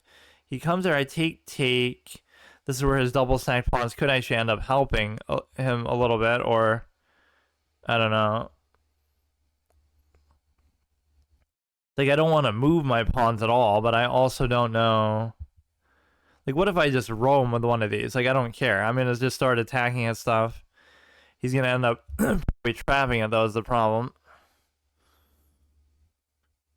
Right, you can't really play like this with a rook, because he can easily just keep putting it back, assuming that what he's doing isn't suboptimal, like I'd be able to take. So I'm kind of taking the initiative more than you would expect. He definitely outpaced Andre. Andre is somebody whose father is like a FM or some old school really good player, and he was very passionate about chess. I haven't played him in a while either, but he didn't seem to have quite the same rate of growth as Simply has just been extraordinary for sure. So we could actually leave it here for the time being. It just begs the question, like, what am I even trying to do with this right now, and I don't know. In a way, I'm almost just making like sort of stalling moves, which you'd think could hurt me, but he's still not forcing the trade by doing that. But it must be. I mean, I'm not going to say no to it. I don't care. It allows him to undouble one of these, which is kind of unfortunate. But I mean, hey, if you're going to offer me a trade, I'll take it any time, especially against a player of this caliber. Right, like, think about what we're in right now already, even though I haven't used my time very well. We're in a position where we are able to basically say that we got to the end game against a 2,000 rated player, so, like, it's fine, you know? I really don't know what to do with the king. That's the problem. The king doesn't have to commit to any one of these particular pieces, but if he comes in here, I can take... I don't really see what he's doing.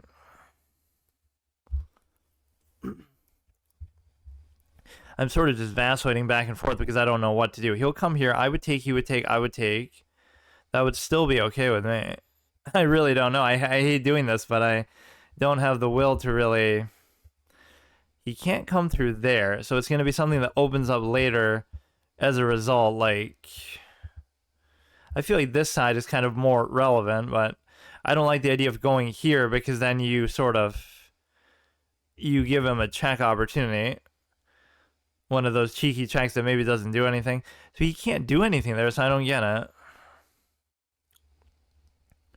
You could go like this, and the reason why is because if he takes, then I just take the rook. But it might not be a good move in the long term. In fact, that might have been the worst possible thing you could have done. Because you just gave him a passed pawn for nothing. That was so moronic. Although it gives me one too, but I...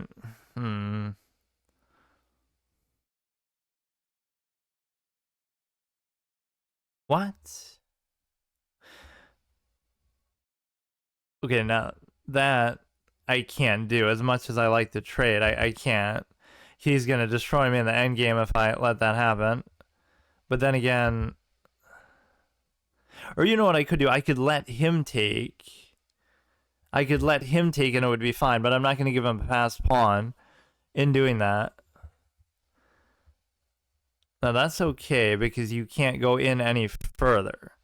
So if you raise, I take... Are we really going to lose a king versus king endgame like this shit, dude? Which reasonably I probably should lose because I just... I don't know how to play this. If I let him take, I take. I let him take, I take. Then he goes there, there. It's very hard to figure these positions out, or I'm just always too lazy to do it. Like, his pawns aren't as good as you might think, but it's like we just got to react to what his king is going to do. So if he takes it, if I take it, he takes it, then he can, like, go here. Then if I take, it's bad. So I think I should let him take. Then if he tries to go here, I can go there. The problem is I don't really have anything that I can move right now.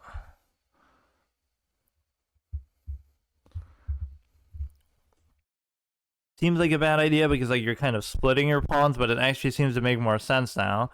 If I'm trying to account for the movement of the king, so, like, he's going to have to move his back, and then I can kind of control the center here with my king, I guess.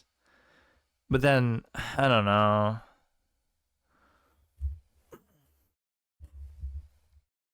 Are you serious, bro? Fuck, dude. I can't move this one, otherwise you... I can't move this one, otherwise you can just take it. I guess I don't have a choice. It's like I already know and see why that's bad, but it doesn't matter because I can't do anything about it.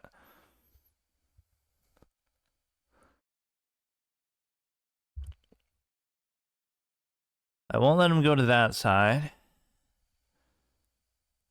I can't believe that. Are you fucking serious? Like, okay, you beat me, but are you serious? And I normally don't play rated games against viewers either, but I guess I had much more to gain. Or no, I guess he's not that high either.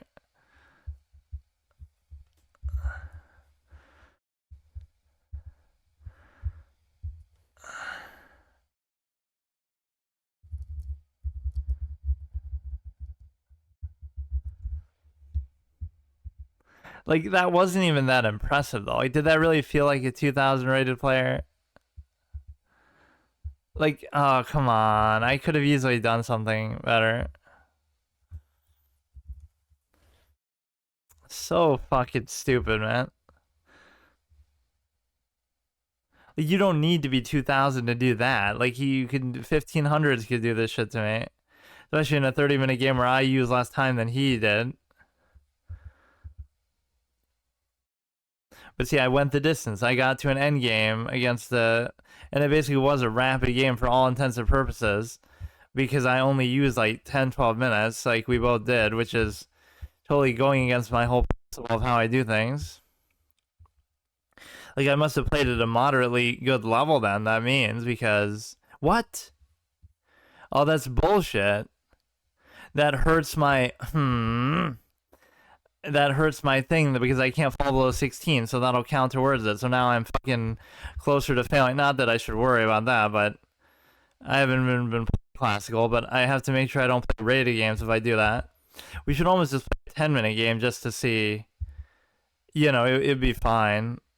I play too much stock. Yeah, look at that, dude. I play too much stock in these 30-minute things. Like, unless I'm actually going to use it, there's no point. So you're going to go real time. Let's do a 10-minute game and just see what he can do. Assuming that he even wants to play. Yeah, I have to be careful not to do that because that could fuck me over. Okay, let's give him a serious match here. And this at least actually shows and acknowledges that he's 2,000. So he was very trade happy there, which in a classical game also makes even a lot less sense than you would think because... What?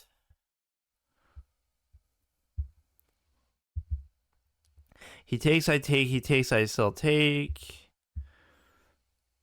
Yeah, I'm too concerned with like moving fast, right? It's just more just that I'm like impatient somehow. If you want to take, it's fine. He would take, I would take, he would take, I would still take. Or actually, that's pretty bad because I'm fucking up my pawns already. So can't we just guarantee the take? Which I always kind of like on this, or he comes there. No, anywhere he goes, though, I can still take. Or I can still trend it, obviously. This is the most basic fundamental thing. Kind of opening. Like, why should a 2,000 take this long in the opening? Like, especially against a 1,400. Doesn't something seem off about this? Like, I'm just better than what my rating shows, clearly. Or he's just respecting it. Why would it should be the opposite? Like, I should be racking my brain. I know this opening better than he does, or he's just being cheeky about it, or he's distracted or something, but still. There's no excuse making here. Like, you just have to do what you can do. That's one difference also is the fact that I'm recording, but I'm also not listening to music, or at least I'm not playing music, for the simple fact that you're able to... I'd have to use it on my mobile hotspot on there, or at least if I'm using it on my phone here, then I don't feel like it's as pertinent because I'm not going to actually play it on stream is the point. Or that's the one play that always kills me is the pin, so he didn't actually do it. I'm not a big fan of putting the Dark Bishop here, but you kind of just have to. But yeah, that last game didn't feel very intimidating at all. Like, if that's what it takes for you to beat me, you get to the end game, we trade everything kind of the way I want, and then you beat me in like some kind of little pawn end game because I blunder a pawn in a way that I even saw, and you know, it just wasn't the most convincing like absolute thing. You could say, you can always say that, oh, if I had just seen this, but that there was nothing like super elaborate there that impressed me too much. So we're gonna go ahead and leave this here. So he's gonna try to create a threat on this diagonal, but I don't even see how he can do it. I see a cute little attack on here if I could just bring another attacker, but I can't figure out how to exactly do it.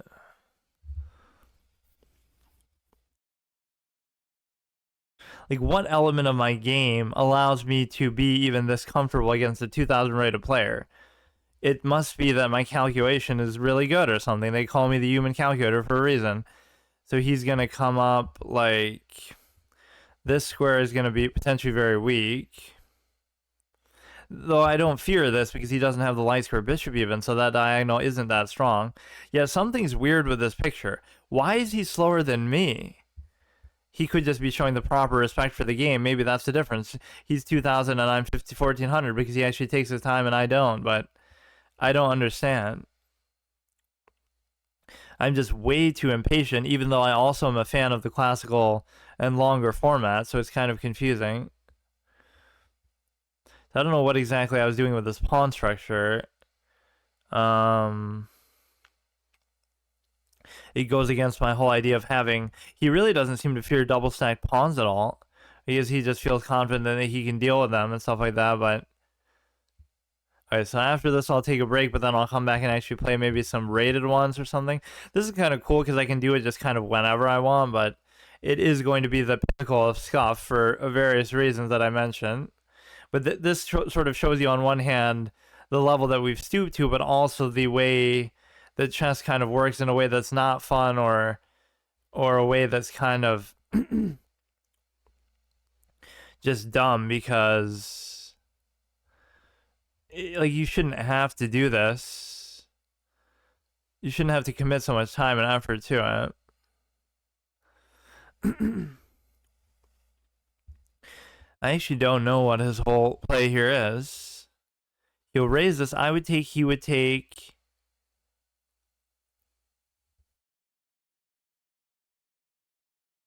I wouldn't mind trying to create a better diagonal for this. Like, if I just put it here.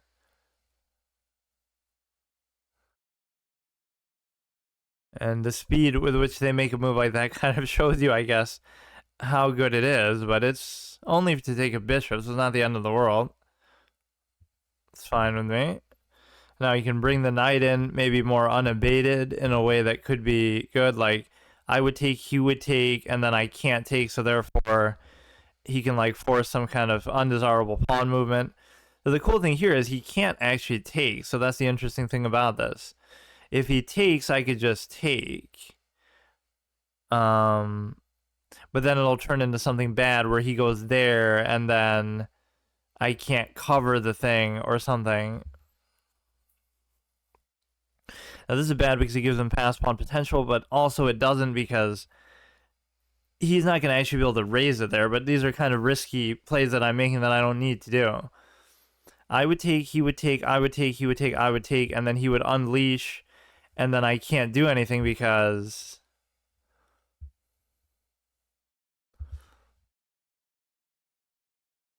See, like, that's exactly what he wants, because this isn't going to be covered, so I see it all the way. Like, I can just let him have it, I don't care. Right, I go here, and then he unleashes this, let's say, and then if I move the queen anywhere, I'd have to move it like here, then I have to cover that, because if I don't, then the queen is under attack, and this is under attack in the same vein. So it's not that I can't do it, it's just that it's awkward. I'd have to go like here, then he attacks me with this, then I go like there. It could lead to somehow me basically getting trapped in a way. But yeah, look at this record that I have against him, which clearly shows he must have either been giving me odds, which for the most part, see, he must have calculated all the way that he knows, but I'll still do it. Because the real failure here is my failure to develop the bishop. And the reason why is because if I do this, then basically... Okay, now you gotta give it up, dude. You gotta give it up because look. Wait a second. Wait a second, though. What if I do this? Huh? Oh, but he knew. No, no.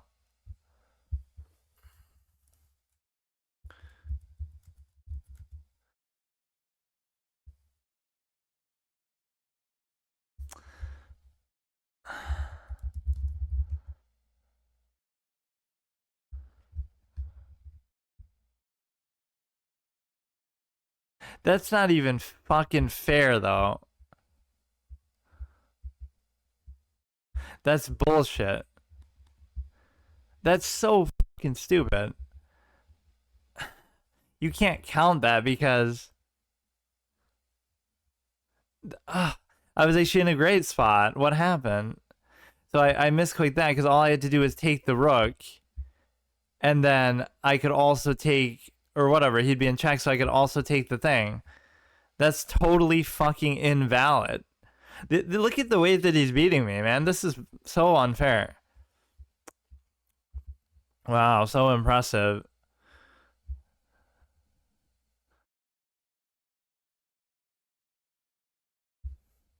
That's not even a good game. That's a fucking trash game. That I was actually winning too. See, I don't get salty if I lose, but I get salty for dumb stuff like that. That is completely invalid. If I just took this stupid thing, let's see how much I'm winning by. How am I even doing so well against him? You could say he's just trolling or toying with me, but I don't think he actually even is. Okay, I'm actually kind of mad about that one, unironically. If we show the thing, then we can see how much. Couple blunders all the way through, but everything here is fine. So it's like he blunders, I take. So if I took there, right, then we win the game. Take, check. He goes here. Or wait a second. Oh, it's not even as clear as I thought, though. I wouldn't have been guaranteed to take that. But you're already up, even if you don't take it, right? We're plus 4. So how is that possible, dude?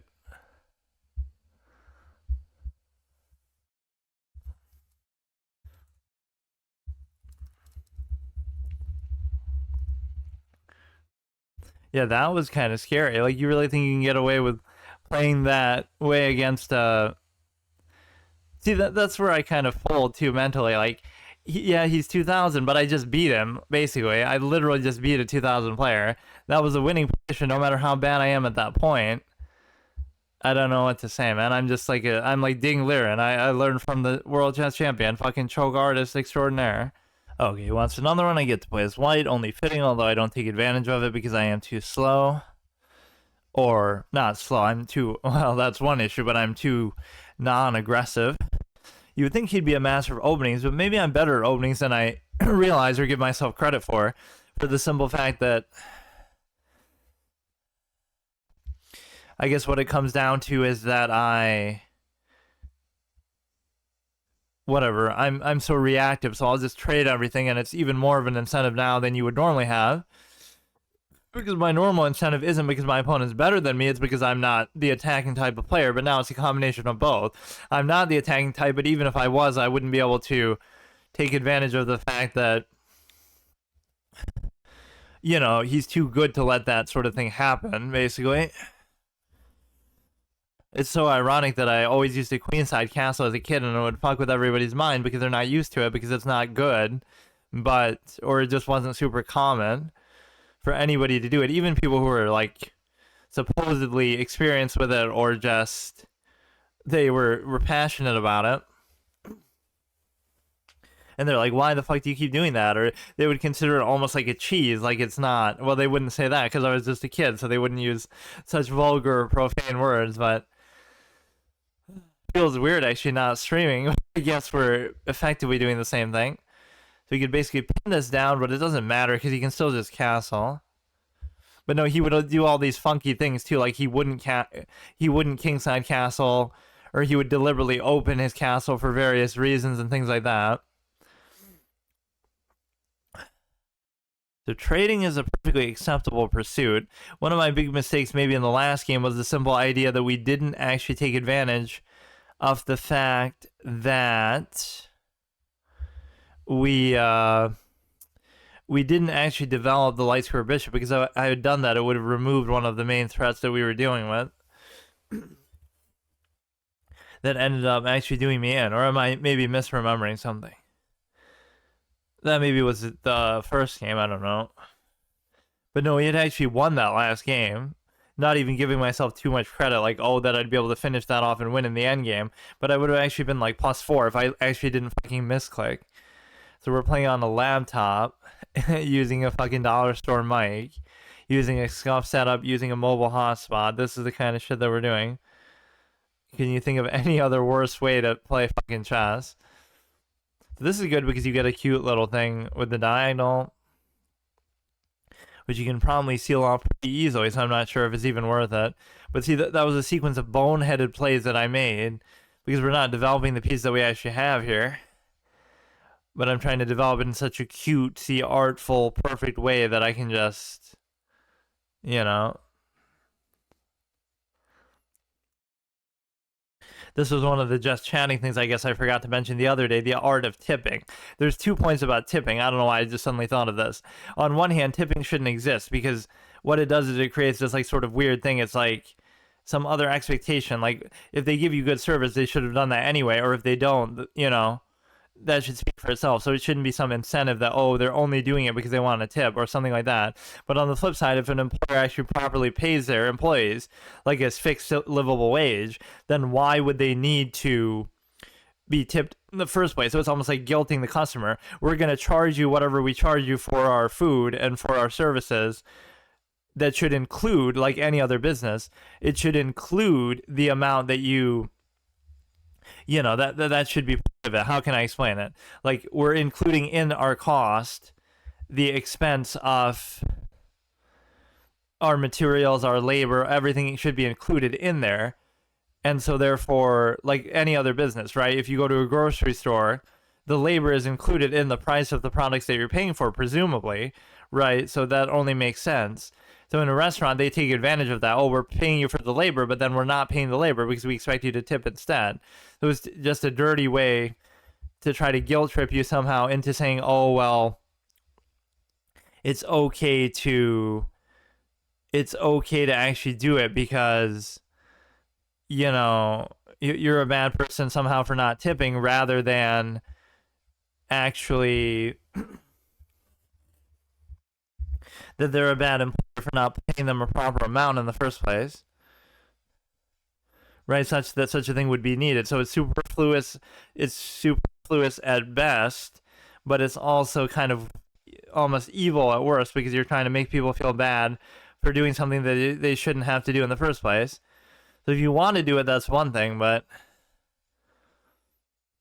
you know, on top of it, that's the whole meaning of a tip is like it's just a bonus, but it shouldn't be expected or counted on. Or some people obviously like it because you can end up making a lot more than you normally would, but it still shouldn't be like there as a necessity. Like we're not going to pay them anything, or we're going to pay them like $1 an hour, and so therefore, oh, you have to tip to overcompensate and everything. Like,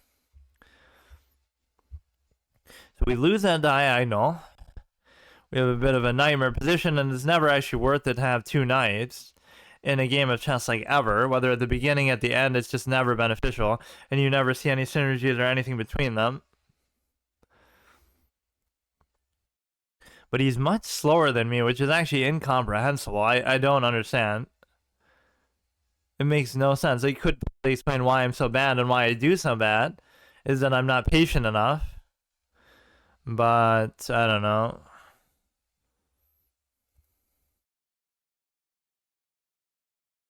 To make sure I don't misclick. Now we can take the open file for all intents and purposes, but it could be a little bit of a cheeky thing to do because it's not, oh, you have to create like an octopus knight or something. So what I'm going to do is I'm not going to give him time because if I beat him, that's fair. Like I don't get why he's taking so long. It shouldn't be this hard for him to do this.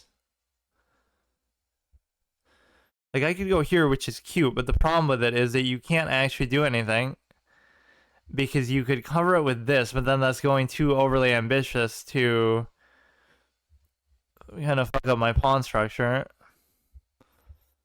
Let's just put this back so we can cover it on the back ring properly. So these knights are going to be a little tricky for me to actually use. Yeah, that last game was totally bullshit, so I'm not going to show him any mercy with respect to time, if it actually comes down to that. Doesn't this seem weird, though? How is it even this? I guess I read into it too much. Like, unless I win, I don't get to say anything.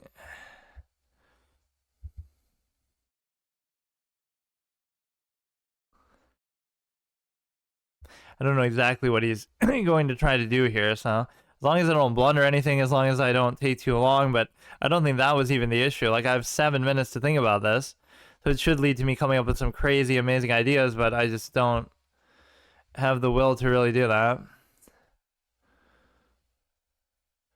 And why does it even matter? Like, is this bishop going to be that much better than my other knight? Wouldn't really be a surprise if it was, but that's the only weakness I have here is just the fact that the knight is so stupid. Or the fact that I have to deal with two of them. So if I could train one knight off for the bishop, I'd be very happy about that at least. So I could go like here, but it seems pointless.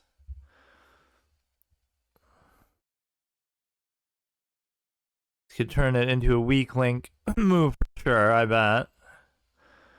He could go like here. It just opens itself up to attack sometimes too easily. Right, like you could do something, I don't know. I'm just afraid of moving any of the pawns next to the king because I feel like it'll open up all kind of checks and problems for me. You gotta figure out, this is a big eyesore spot. The rest are pretty much covered, so this one comes into mind. The problem is that I can't really do anything about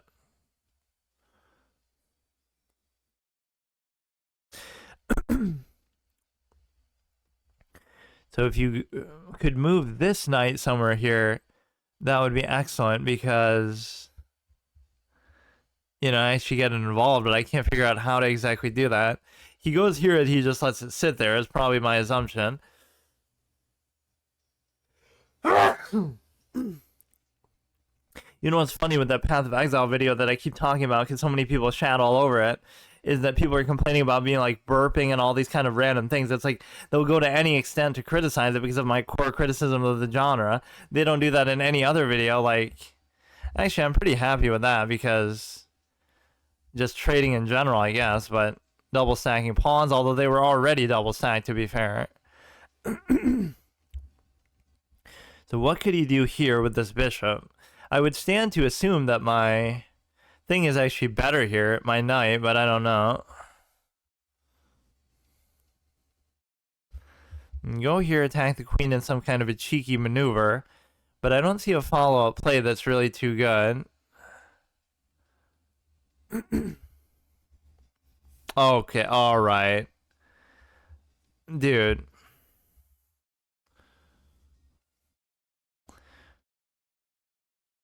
Are you serious right now? Oh my god. What the fuck? I'll still win on time or something.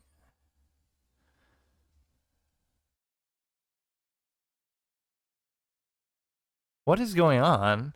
Like, I'm doing so well, and then... Like, is that really how a 2000 player has to beat me? I have to blunder a piece in a way that's not even like a nuanced blunder. I don't get it. Like, what am I doing?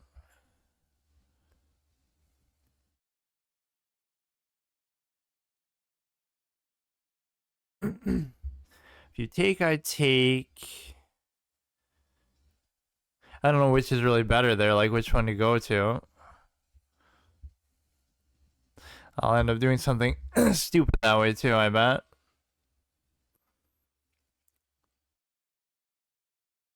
Even with this, he's not taking advantage of it super quickly, at least. Like, how do you win this position with the bishop?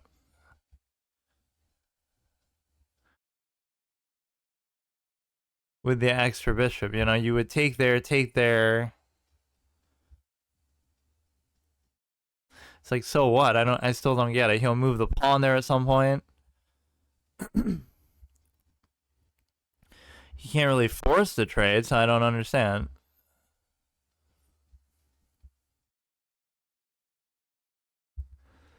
He's just doing random stuff. Like, what is this?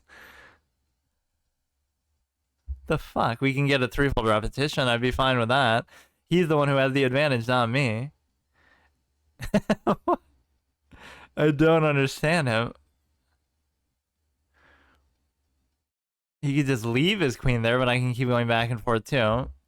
Problem is, yeah, if he brings in his king now, it could be trouble.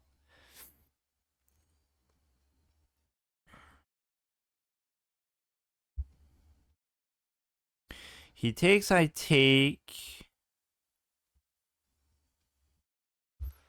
I'm gonna fuck something up probably here, I bet. He gets an ugly triple stack situation here, but it wouldn't. Oh, I wasn't expecting that. But we still get to cover both of these. But now he's gonna go on fleek with the thing here, with the light square bishop. So at least now it makes sense how he's using it.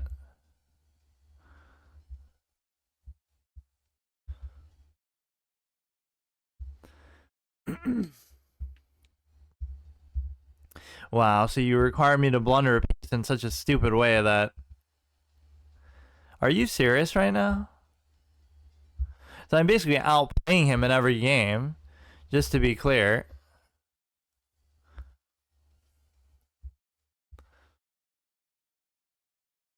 And he's still gonna struggle on time somehow, watch. The problem is that other pawn too is gonna be a problem.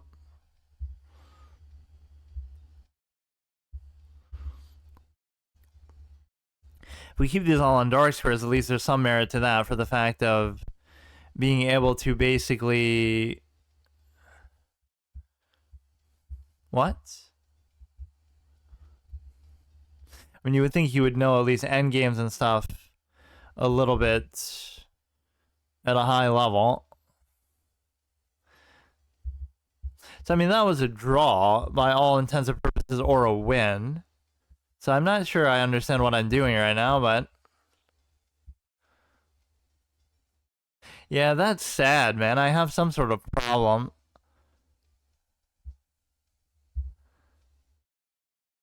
It's like I genuinely just get bored at some point in the game and just lose interest or something. I just can't figure it out.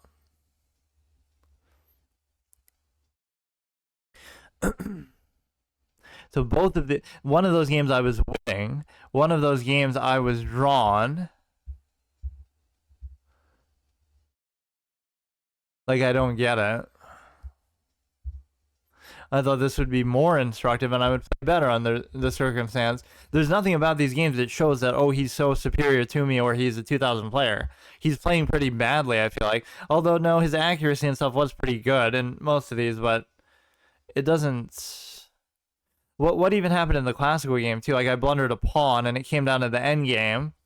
At least he's not beating me, like, somewhere in the mid-game or like, super early.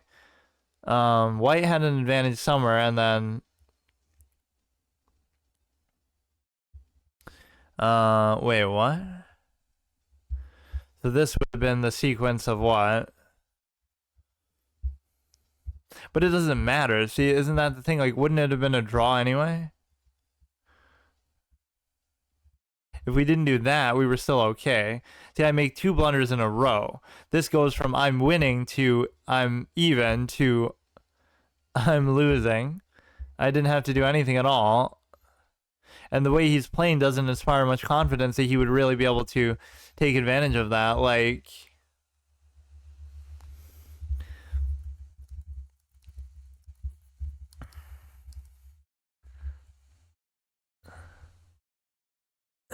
For no reason, I just give it up.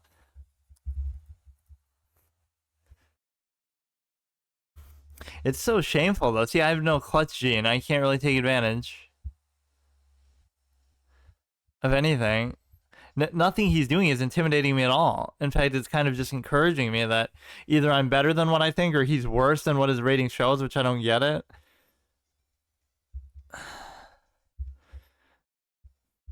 I didn't think I'd be doing this the whole time, but I mean, as long as these aren't rated, to cheat all the formats that I do, although I'm not really taking the formats super seriously here either.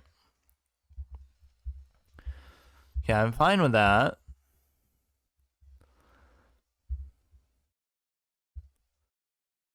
You could go here, which I generally don't like to do. And then it creates a problem for the knight as well if you do that stupid cheeky pawn push here. Which maybe gave me incentive to even do that.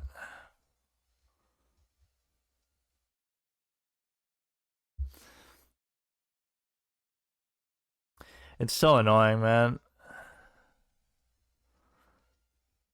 Like, that might not be the right move, but then if I go here, he could do something else. I don't know.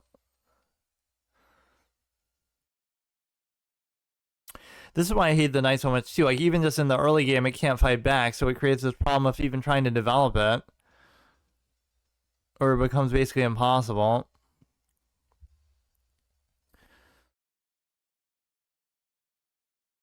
So if he end pass, it's fine. If he doesn't, he could just take it, though.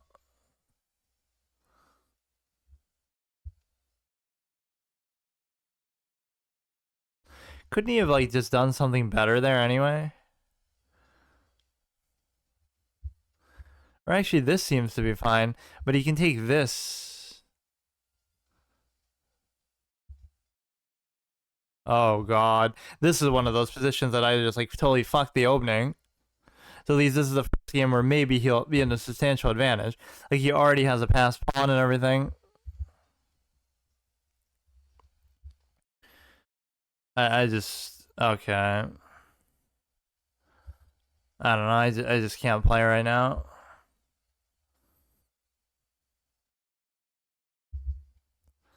Like, that's cute and all, but we can just leave that bishop there for a while, at least. Maybe this will turn into something good somehow, but...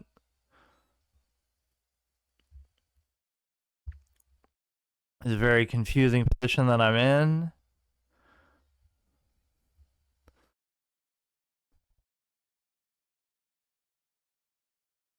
So he's making sure to cover that pawn with all he's got here.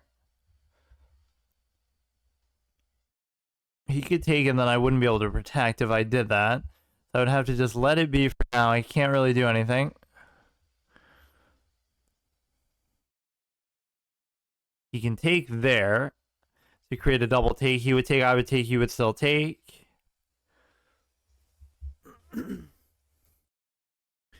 Yeah, I mean, see, this is where I'm at least objective. I can make fun of Ding for choking, but then you look at how I choked in each of those games, or one of them was actually a slip of the fucking thing, the mouse or whatever, my touchpad.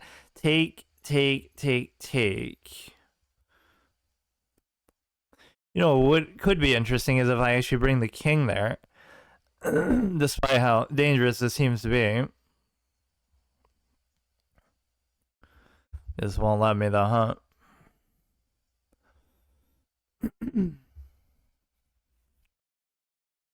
I mean, at least this kind of thing is like, he knows whatever this opening is, and I don't, so therefore I lose. So that's fun and interactive gameplay.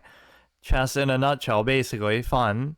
Like, it's so moronic and stupid, but this is what most of it comes down to, is the fact that you just have to do that for extended periods of time, and once you do, like, even GMs are doing opening prep and stuff like that.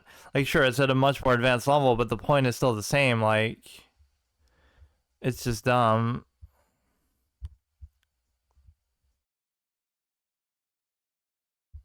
Like, it's not that complicated of a thing that we have going on here, but I can't figure it out. That's the thing. I just don't get it. Like, what is happening?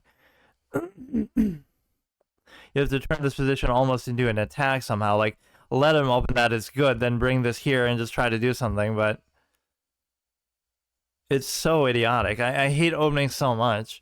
But normally I was doing a pretty good job at surviving them, at least against him. All you have to do is do one that's kind of uncommon that I wouldn't know, and then I'm screwed. Like what this is, or maybe it's not even that uncommon. If I go here, nothing really happens.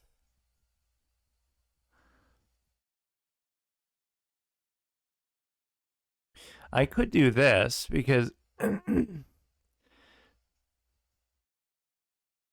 best you could just unleash the thing. Right? I don't know how that even happened where we actually are able to take.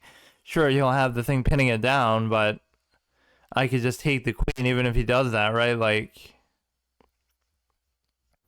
if he moves the knight, he attacks with the rook on the queen, then all I have to do is take the thing, the queen.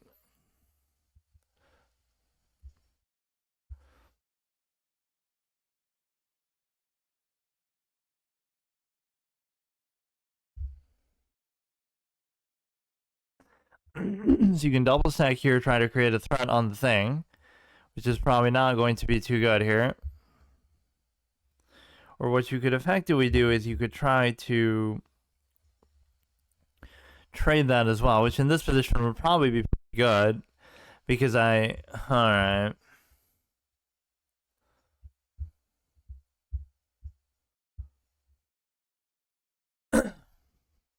He's just gonna get on farming me here. 69 wins. 69 versus 30 and a half. Okay, that one was at least a little more convincing that he beat me at least in the opening that way. But yeah, this is basically a waste of time. Like, obviously I'm not capable of playing chess, period, at all, ever. Like, it's so idiotic, man. The ways that you lose are not legitimate ways. Like, none of these were good. Either I'm winning, or I'm drawn, or I really just don't care enough. Like, you have to have a little more focus or something. Okay. But yeah, nothing in that showed me that he was a 2000 player, even remotely, so I'm kind of struggling to understand it. I just wish I would have won that one because then I could always take credit, like, oh, look, I beat a 2000 just like that, like it was no big deal. Okay, so I changed my mic settings around a bit so it shouldn't be cutting off certain words. This is a completely different setup than what I normally use, and of course, not that you would really notice, but I'm recording rather than streaming, but either way, I'm going to try to actually do some rated games here, which I hate to ruin the experience like this. I always like to do it in a very authentic sense where people could see it live, not that it's anything too notable, but just because I'm realizing how little time I have to do it, or because I'm kind of in a position where it's like this is sort of still garbage time. At least if I got to like a super higher rating, I would feel more justified, but I can use this to try to be a little more instructive and study and stuff. So you might hear a little stuff in the background and it might peak a little bit, but at least it shouldn't cut certain words off. But yeah, this is not the normal mic that I use. And in fact, like I have 3 layers now. I have one that's really good, like a Shure MV7, but I only use that at one certain setup that I haven't used in a while. Then I have a mid-tier one, which is like a Blue Yeti, which is my old school one that I used to use. And then now this is some other shitty one that's just like, it's good enough, but it's not anything special. The main thing it kind of irritated me was just it would cut off certain words, which I don't get why it would do that, but so this creates a little bit of a confusing position sometimes. Like you want this pawn here and you want this pawn there. That way you can no, but even that doesn't make sense. See, it's almost like you got to make a decision. You want to keep this bishop there, and then you want to trade off the other one, but you can't even guarantee that you'll be able to do that. Because now what if he just simply moves it, right, the knight? So it's a good way to avoid the and now this bishop becomes almost useless, I feel like, because you can't do anything with it. Right, you're going to end up backing itself into there, and I accept the fact that you're going to do that. It would require some much more multi-level sequence. The one thing he fucked up was that he gave me this pawn here as a result of doing that. And so, of course, I'm nothing if not super impatient for some reason. Just the number of times that happens is unbelievable. Like, I was playing literally simply yesterday, a 2000 rated player on both this side and chess.com, and I'm losing games that I'm winning. I'm winning the position. It's not like he's doing something crazy. He did nothing that made him seem like a 2000 player. Now, I'm not bashing him. I'm just saying, like, he didn't play very well at all. And I'm winning those games. One of them I objectively had won. I was like +4 and just, you know, I literally, I'm not the type to make excuses like that, but oh, this is always good though because it gets rid of the one obstacle here. That actually helped me. But no, I misclick one game where I can just take his rook and then I'm winning, but I misclick and just move the rook like to the middle of the board and then he takes it for free. And then the other one was like I just blunder a knight. And it's one thing, you could say, oh, well, of course you blunder because you're low rated, but things like that don't really seem to count to me because I'm measuring it by like, if I just hang a piece in a way that's not even complicated or anything, like, oh, I just put my queen here and it just like, does that really have any value to it? Like, and if I'm going to lose a game like that, I'm fine with it, but then I should lose it at a lower rating. I shouldn't, this would allow him to undouble, so I almost shouldn't take it. As much as I'm not the biggest fan of this, but see, him taking would actually help me. Or even if he keeps going, then you can adjust. Wow, that's the second time he's actually blundered that pawn. I'm just not even watching. Whether it's sometimes maybe not beneficial to take there or not is besides the point. I'm not even looking for it, or I'm not even seeing it. I'm too distracted now by this. See, like, my Windows mic setting is down to 50%. That's basically what this game will be to just test. Why is it still in the red? It makes absolutely no sense at all. Right? Like, there's no way you can lower it more than this. You could lower it from OBS itself, but then that causes other problems. That's insane, though. This thing is, like, more sensitive than the Blue Yeti. That means, look at it. It's going in the red. I'm talking quietly, and, man, that makes no sense. I guess I'll just deal with it.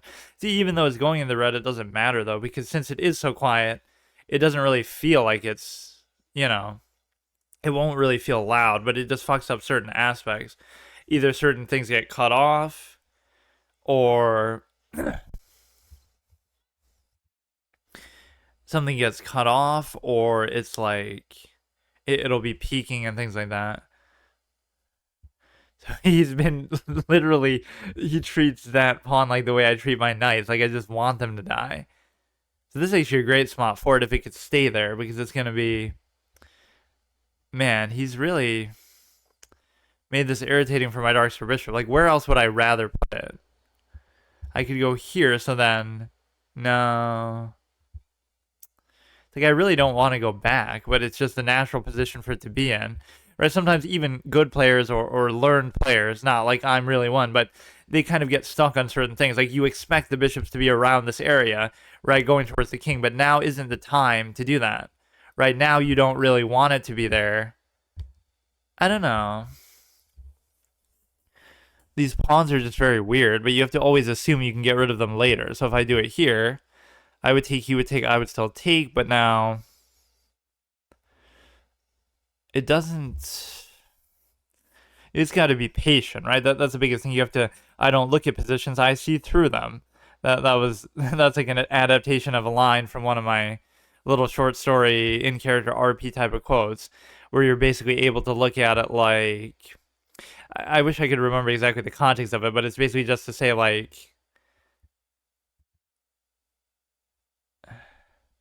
I don't know, like you're always skeptical of people and things like that. It just sounds really cool. So he's protecting that well enough. I'm covering it with the queen. Here's one of those moments in chess where you just kind of, you have to squeeze the water from the stone and come up with something. Even though I'm already +1, right? You still have to come up with something more. I'm always in those slightly winning positions, and then I struggle to turn it into a truly winning position, especially in the context of I get frustrated by how long it takes. So I just get pissed, and then I end up losing, or even if I win, it just makes it irritating. Right, like, oh, you're winning, so that means you have to do a 20-move sequence perfectly, and then you can take advantage of the fact that you're winning. Like, if he goes here, I could just take it, so I don't even care, really. And in fact, this I don't even have to move. I can just go here. Then what's he gonna do?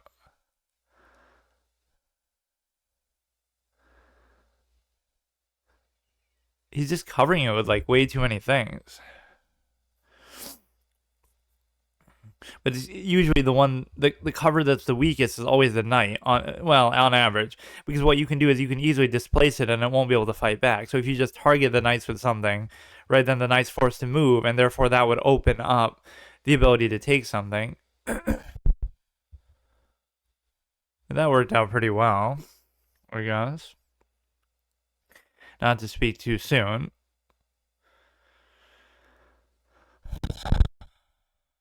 Yeah, this just shows you a different level of either commitment on my part to trying to improve at this, or the sad nature of the game itself that it's just different than what I thought, where it's going to take you years to study. I don't care if you're Magnus, I don't care who you are. So that's the thing that people are sort of disingenuous about a little bit, is the fact that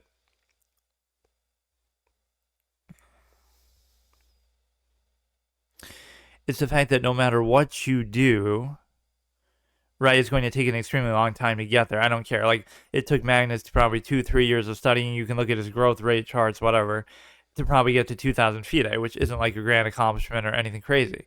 And so that's not to diminish him, but it's to put it in the perspective that, you know, even he had to take time to do that. So by that logic, okay, anybody can get there. If they study for X number of years, some people will be quicker, some people will be slower. But then once you get to that point, right, like a mid-entry level for professional players, then what ends up happening is the fact that what happens is then you can measure it to see, okay, if you study, if you put in that time, then how far can you go? But what I don't like is the impression that somehow, you know, oh, haha, these people are smarter than you because they're higher rated and they're 2,000 and they've studied for years to get there, compared to you who haven't done that, right? So it's just an equalizing factor. There's a certain level you can get to. That was kind of a stupid thing, but I'm just, shit.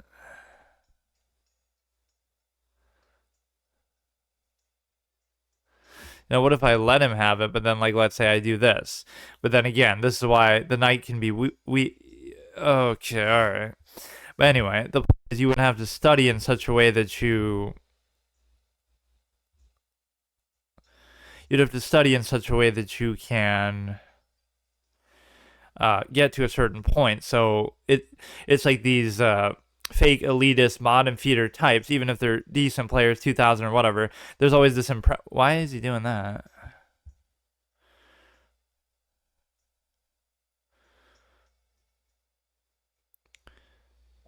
There's always this impression that, you know, oh, look how much better we are, look how smart we are, even though they've spent years studying, and the people that they're picking on basically have not done that. So this is good because it both saves it and it attacks the other one. So now we're taking advantage of the weak link. See, I was winning by a little bit. Now I'm losing by a little bit. And so it's just very irritating. He's really bad at protecting his pawns, I'll say. I literally just blunder my knight, but he gives me that insurance that I can still recover from it somehow. So this would be a bad move.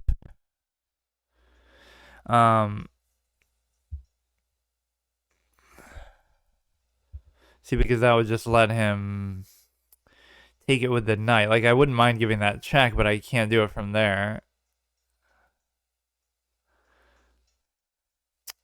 Like, when you're in a position like this, every little piece does count, to the extent that you definitely want to... Okay, this at least stops him from going to the back rank. Although I'm not too happy with this position overall.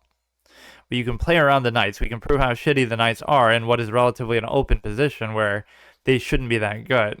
The problem is you'd have to leverage these two pawns, which are passed pawns, which maybe makes up for the slight disadvantage that we're at. The problem with that is I can't really do it because I'm not good enough to do it. So he has to at least cover this, which he can only really seemingly do with the rook. Right, so at least there we can kind of predict and telegraph his movements a bit. We'll give a check that maybe isn't that impactful at all. And so I don't know what that does for me. We are using this to sort of slowly crawl up the board to what could be a promotion, but I'm not really seeing it still. Something seems off. What he can't do is he can't move the knight, because then, no, he could move it.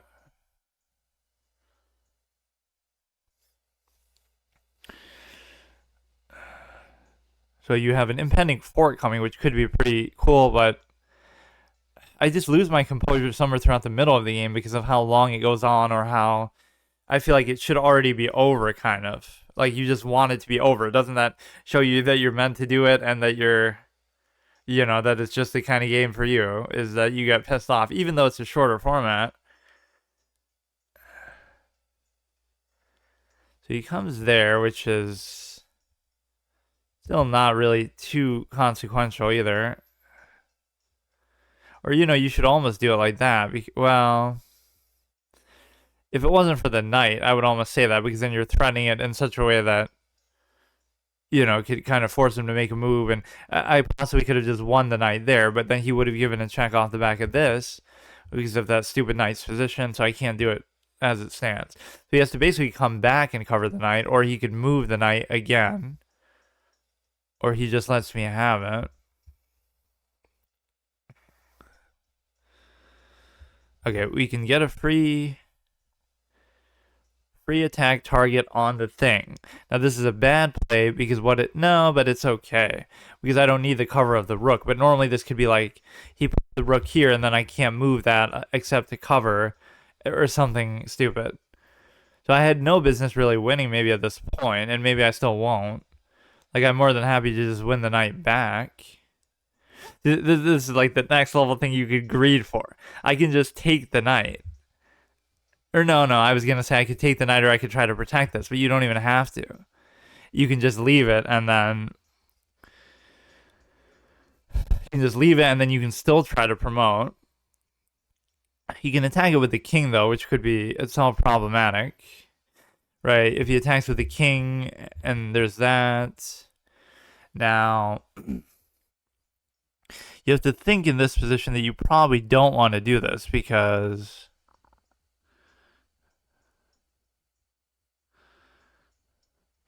right, you are in a promotion possible thing, and if he goes to a dark square, that could be very good too.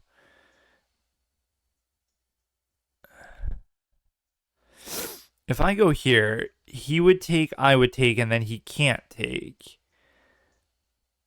But then it's just a simple matter. I don't trust it with just the rook here, or with just the bishop here, somehow, which I never thought I would really say that, but you can go here, but then you can still take. Fuck.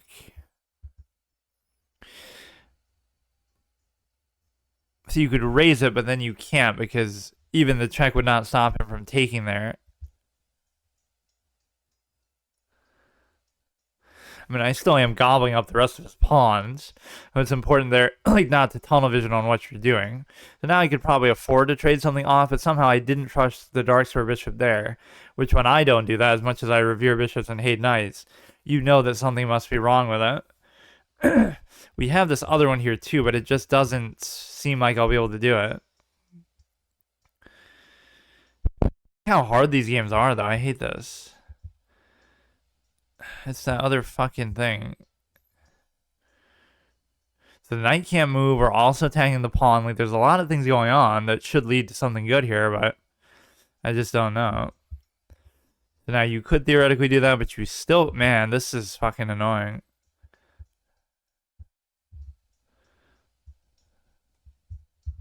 I'll start to push this one. It's probably not going to work out too well. He can't even move the knight, so at some point he would have to... That's fine, I guess.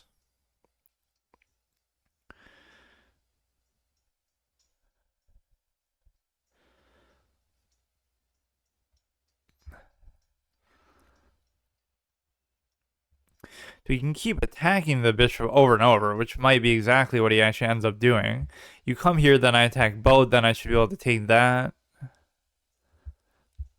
This is so annoying. So now we've lost the cover on there. And so therefore, we can't even take that. We're actually probably going to end up getting the rook trapped in some weird way here. Shit, man. There's a lot of back and forth. We could end up getting a draw, which it does feel like if you're as clueless at attacking as me and as obstinate as some of these people, you can just always get a draw every time. Holy shit, man.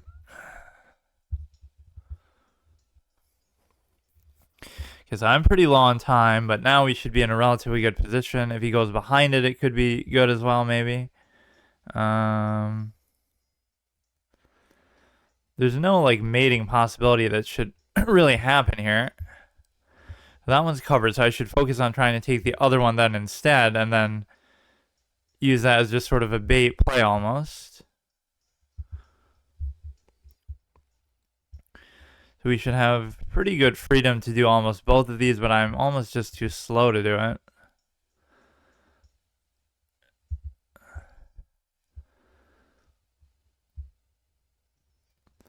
So what we would have to do is we could check it, and then we could just try to, I don't know. Or we end up getting a mate there. Or maybe that's why he did that, but whatever. That was not an easy game, but I was leading most of the way. And so it's interesting to see those little peaks and valleys. At least that's something I can identify about myself. If I just get a little more patient in the middle game, it's just something wrong with the way I maybe look at it somehow.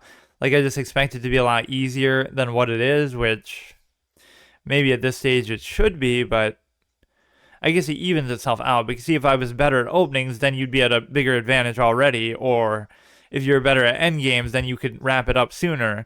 But because I am so weak in those areas, I have to compensate so much and try so hard in the middle game, which usually still ends up working, but you know, I end up blundering a piece somewhere there in the middle. This is always how it'll look. Like the majority of it will be in my favor, but then whenever I lose, it'll just be like a sudden drop. Like if I had lost, it would have been because of that. Right? Those little increments there don't really matter. Right? That happens up and down a million times. Well, that wasn't a particularly good game, but we still survive. How much do I get for it? I get like 8. So I guess I could do more. This at least gives me a little more comfort zone or time to try to do this. Let me look at my stupid thing, actually.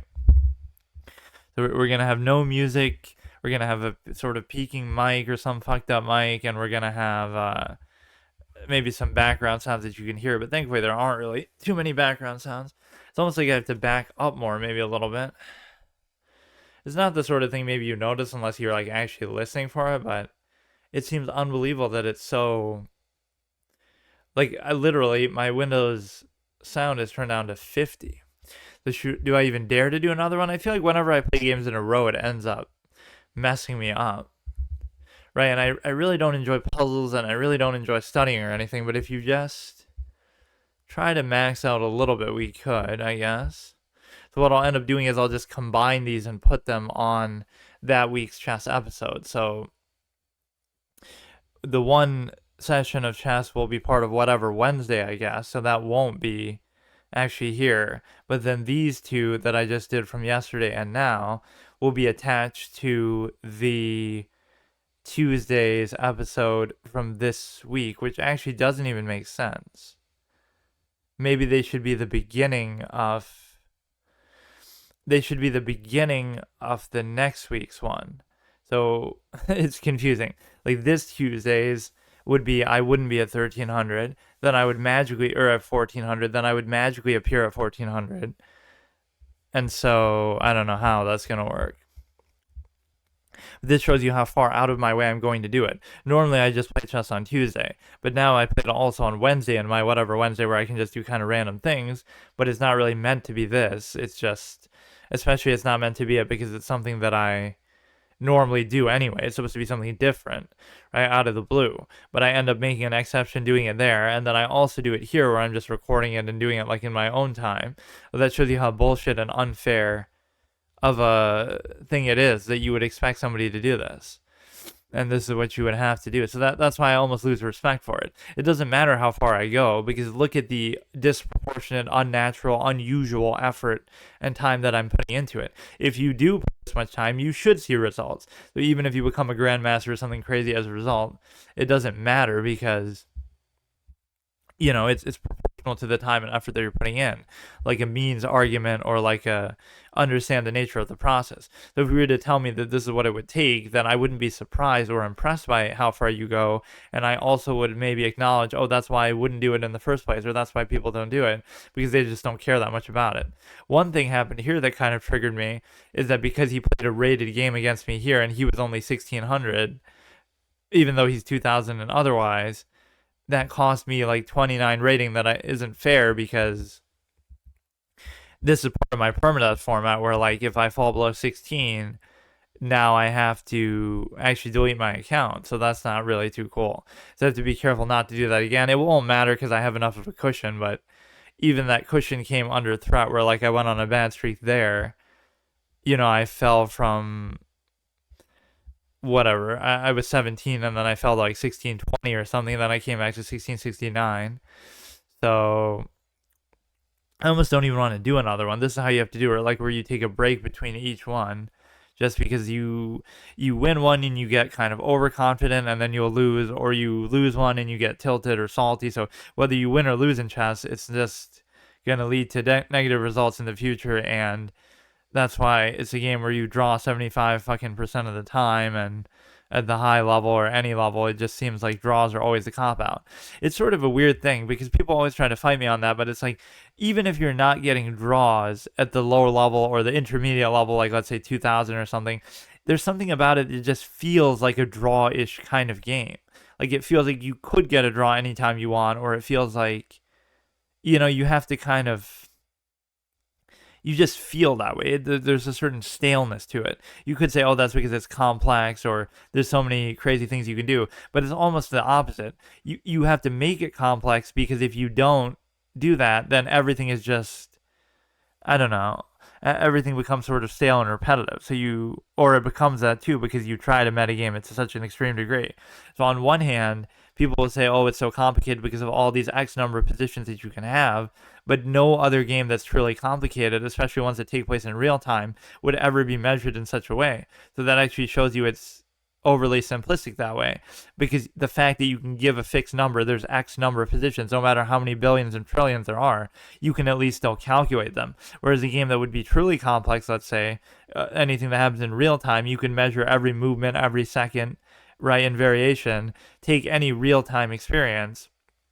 You can't do that with sports. You can't do that with, Counter-Strike or League of Legends or something, because the number of, first of all, the number of characters you can choose from, the number of items and the combinations there, that far exceeds what you can do in chess in an 8x8 board. Never mind every second by second movement. This person moved left here when somebody else moved right, or they moved, they went to this location first and then they went to that location, or all these different maps. Like the number of conditions and variables there just by simply moving in real time, right? Every second by second movement is a factor. That's way more possibilities that you wouldn't be able to calculate and account for, which is the nature of a turn-based game, obviously, that you can calculate them. But that's why I don't like that sort of romanticization of it, at least, is that, oh, it has X number of positions, whatever that number people would say is. But that means nothing because, again, the fact that you can even measure them is not true in so many other things, anything in real time, because you wouldn't be able to measure them because it's literally infinite. I could run against the wall in one of those, in a real time experience, and it's like, wow, nobody would have expected me to do that. Or I could jump 2 times in place and then run against the wall. Or it's so dumb because there's people are so impressed, like, wow, you can move in this sequence of moves or that sequence of moves, or like, it's just. That's true of anything, go there, any board game, any turn-based game, you can quantify it that way. So it's not to bash it, but chess people get more overly defensive than anything else. I've noticed, like, it doesn't prove anything. It's just, and that's why I can be objective. I can still like it and even commit a certain amount of time and effort to it, but I'm never going to ignore the true nature of the process, as sort of an absolutist tendency would show. Like, if you understand the nature of the process, then everything else is an eventuality. Like, you understand, okay, it'll take years of study. So therefore, either you do the years of study, and then it's not a big deal because you knew that's what it would take, and you understand that that's what you should result in being much better as a result of it, or you don't do it, but you know that that's what it would take, so it doesn't matter to you, right? You wouldn't be offended by saying, oh, look, this person's better, but they did the years of study that you didn't do, that you knew it would take. So either scenario, you understand fully the nature of how it works. And so the only thing then to measure is, okay, you do the process, and then you see how absolutely far you can go. So will you be 2,000? Will you be 2,800? That part you can appreciate, and that's when it gets really competitive and interesting, sure. But I don't like this middle level where people act like, being 1500 is impressive or 1800 or 2000. None of that should be impressive. Show me that, okay, you're a grandmaster, and then that speaks for itself. But don't give me this half-ass kind of fake elitist thing where you're just garbage. You know what I mean? Anything sub 2000 FIDE, which is even a higher standard than obviously whatever the ratings on here would be, because these are all inflated. But we're just stalling because I don't even want to do another one. But like the whole nature of the process, right? Like, so on one hand, think about that in anything in life, right? Like, you could do it if you really wanted to, if you put in the time to do it. So it's just a question then of your choice or your measure. Is it really that important to you that you would study it? And then, in this inherent sense, it makes it kind of a little bit soulless or not satisfying, because it's like, well, anybody could do it if you studied X amount of time, which to a certain extent, again, I would stand as true, right? Anybody could get, let's say, to 2000 if they study enough. Now, that's not to diminish that it's not hard to do or time consuming to do, but it makes it feel like less satisfying somehow. You want it to feel like, okay, you started and within a month you were 2000 or something, or within a week, or in your first game you were already 2000. Then you would have bragging rights, or it would feel somehow very fulfilling, because it's like you did something that other people simply cannot do. So you kind of take the studying and the training for granted, and then you see, okay, now I can get somewhere where other people who have studied and trained can't do, right? So obviously anybody who's a 2500 plus or even 24 or whatever, sure, there are people who study their whole lives and they don't get there. But then even by that token, you could say absolutist tendency, well, you're just not doing it right then. You're not studying enough, or you're not studying the correct way, the most efficient way. So you can always just break it down to a zero-sum means argument, where the means take away any sort of validation or value from it, because it's like you're putting in certain amount of effort, so of course you're going to get that back. And if you don't, then of course you wouldn't be at that level. So it's too much of a cause and effect that makes it feel kind of too obvious or too redundant or too easy. Now, you could say that with a lot of things in any career or field or sports or something. But the big difference here is the fact that it is something as simple as just moving wooden pieces on a board. So it makes it feel like anybody can do it. And the fact that it's even turn-based, right, makes it feel like anybody can do it. Whereas with those things, okay, there's at least physical advantages, there's other things. So the one strength of chess can also be its biggest weakness here, is that, yes, it feels like anybody can do it and it's a level playing field. But then on the flip side, it feels like any amount of success you have can be easily measured or tracked back behind to how much you put into it. There's like a clip of Hikaru even saying that, like, oh yeah, he's played like 10,000 games here on this side and X number of games on this side, and it's like, on one hand, oh, he's supposed to be an innate genius, like anybody who's that successful at chess. Also, he's played 10,000 plus games and like spent years and years of his life doing it. So which one is it? It's obviously a combination of both, that even amongst other people who have played that much or studied that much, he's still better than them, sure, by a substantial margin maybe. But you can't even get to measure or look at that until you've done that. So that's the sad reality, is that anybody who feels so proud of what they've done with it, like, see, 19 days, that's an insane amount, that I should be much farther right within that time. So in that much time, any success that I have is like, oh, it's only because you've done this and other people haven't, right? So that makes a total farce of it. And I think all of this has been done on stream, or at least on video, right? I never used this otherwise, or at least I might have played like unranked stuff. All the ranked games have been here. So you look at 794 and 532. The majority of it was obviously the classical, and that sort of inflates the time, I guess, but still, because like obviously 532 of these take way longer than even that would have taken. Okay, let's do one more. So again, this is the whole value of it, to show like, okay, I could maybe do it a little more. That shows you how time starved either I am, or how time consuming that this can be. That, and I'm still not really willing to study, but at least the intent behind this is to do it in a more instructive way. So whether it be whatever, I'll take my time with it even more than I normally do. So this sequence makes me happy because at least it leads to a certain number of trades. But then the ideal thing here is you could try to greed for another trade. And the reason why is because if you do that, okay, if you had moved the knight forward, you could have done that, like where you go here and you try to take. Now this one's kind of interesting because if you go here, I could take. Then if he takes, then I could take and check, but then I still can't take. I mean, obviously, anything you're trying to do, they're easily going to identify. You want these all on light squares. You also kind of want a castle, but we'll see when the time comes. No, I guess I'll put it to the end of my Tuesday from this week, because this is always going to be shittier, lower quality, both in terms of mic and everything, so it's not going to... I don't know. See, now this becomes stupid to even do, because if I was going to do it... No, because... I don't know. I was going to say, like, he could take with the queen now, but he doesn't even want to take with the queen now.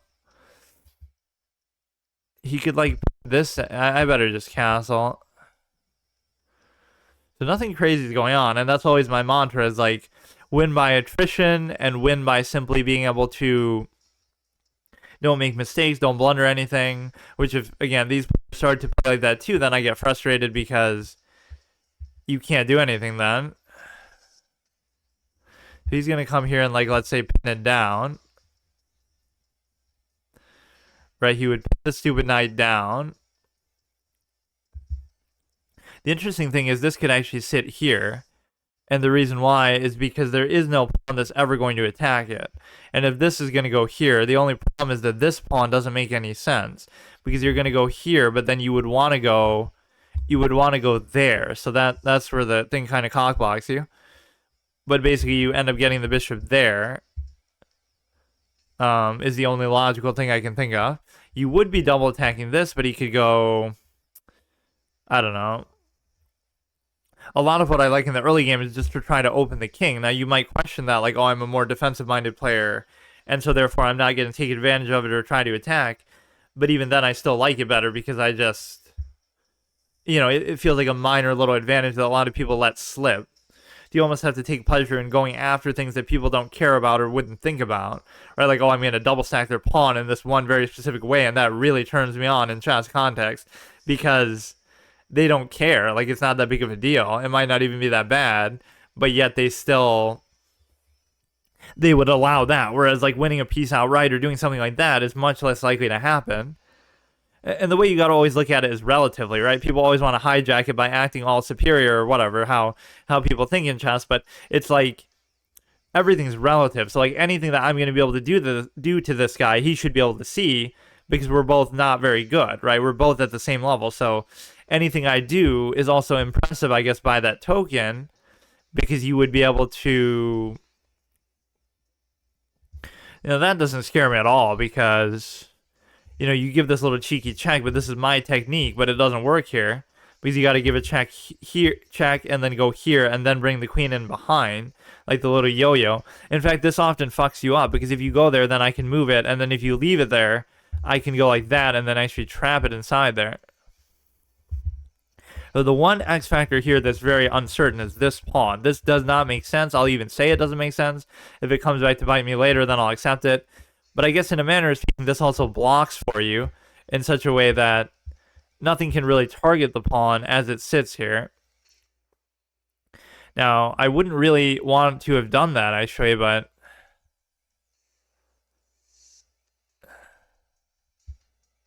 it's covered by the thing, so I don't care. It's covered by the knight. And there's nothing he can ever do to the knight. So now if he doesn't do it, he's kind of screwed. So he would take, I would take. Even if he raises the pawn, I could simply just take it. So that is a position where normally the bishop wouldn't be covered, and you would have to take because even if you move the bishop, you would lose the rook. But so you get a couple different octopus knight positions. I guess this one really isn't because it's on the edge of the board, but I always just call it that. So you go here or something. You could go here, but then I don't know how exactly we end up covering it. I guess the pawns aren't as important now to keep in any particular fashion. Like, you'd want it to be on, let's say, the dark square. That's one thing if you're going to study something as a low rated player, you probably should, is like these pawn formations and structures and what you're really trying to do with them. A lot of the time it's not very intuitive and it doesn't really make sense what you're trying to do. The thing that makes it the most obvious is obviously just the bishops because you want to keep an open path for them. But even then it doesn't make sense because there are times where it'll get blocked guaranteed and then you just kind of accept it, I guess.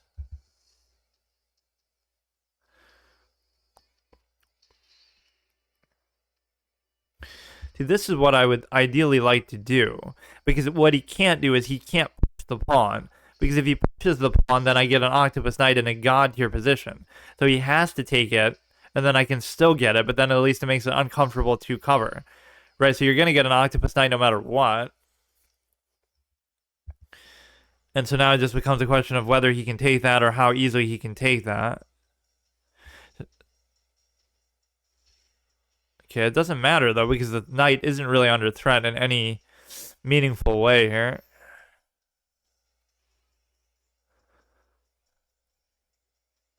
So you gotta account for the queen's movements here a little bit to try to figure out what you can do.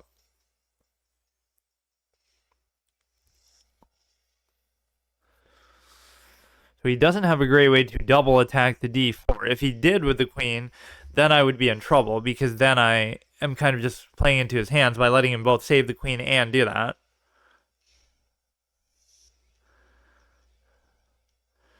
And so what we'd be able to do now is we would have an excellent octopus knight. The only question being is the a2 pawn, but there are some of these positions where it seems like this piece is bad, but there's no easy way for him to get to it. So then you're kind of keeping it out of arm's length anyway, so you don't have to worry about covering it as much. My position seems at least a little better, but it's not substantial enough to make much of a difference, I don't think. I just keep looking at that because I've got to get used to doing it this way, but this is actually on a different computer altogether, too. Which maybe makes it a little easier to get used to the settings on one so I don't have to keep changing it back and forth if I. That's why I like laptops so much, though, because I could do that. I could just keep going and, doing it in different spots and using the same computer without having to, because if you're always moving around, it's just hard to do that. I would feel bad moving a CPU around like it's gonna obviously have its limits. Or you'd feel like you're always damaging it or something. Now the double stack is cute, but I don't know if that's really the right play. In fact, even the knight comes in such a way that's just obnoxious. But there should be a better way of doing this. It seems kind of like a lazy play. It's a little bit of a tricky move. Like, you're going to eventually get that there, and that would be fine. The double stack makes a certain amount of sense, because, like, oh, he can't bring the rook, or I take, or he can't bring the queen, or even this he can't do. But the one thing he can do is he can bring this. And the reason why is because he would attack the queen there, and it would just be kind of annoying. So maybe I go here instead. Not like a ton of great internal logic for why you're doing that. Or in fact, that's... Oh, wow, he did what I even said that I didn't think he could do. I didn't even think of it. He did move the queen, and he did a double attack the pawn. The way that I said, oh, there's no way for him to do that. If he just came up with an actual brilliant level move in doing that. Wow. Okay. I mean, sometimes you just gotta give it to them. Like, that was actually good. I even looked for it. I even thought about it. I thought everywhere the queen could go. Wow.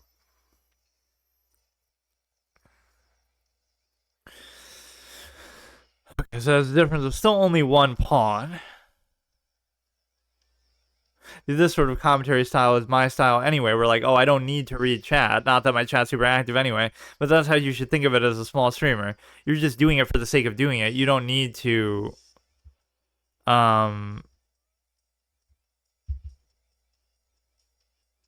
you don't need to do it in such a way that...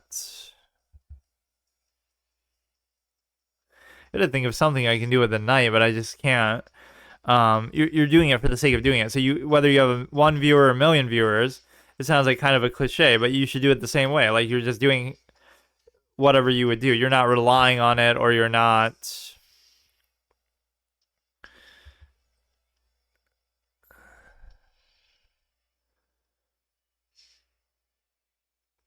You're not relying on it or anything like that. So he got back his little pawn here. Or no, I wasn't even up a pawn, but I would have gotten an octopus knight that would have pretty much sealed the game. So once again, a situation where I'm not really even winning, but I'm in a decent position, and then I just let it tank.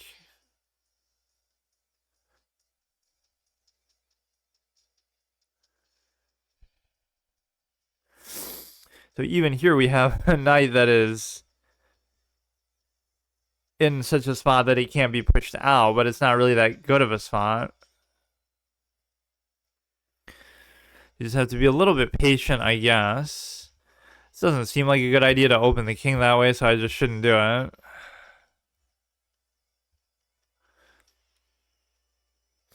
To think, like, what is he trying to do here? He would bring the thing here, and so I could easily take it.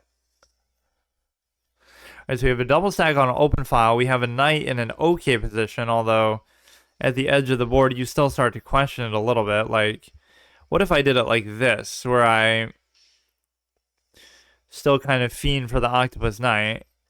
So if I go here, then you would feel like...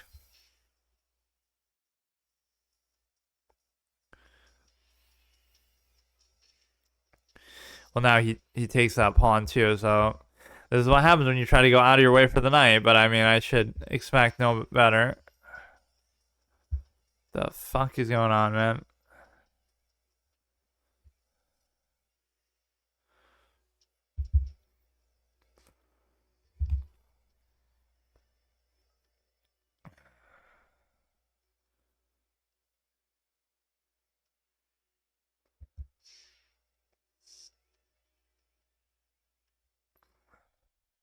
Now, once again, you're not able to take the pawn and do certain things on account of the stupid knight because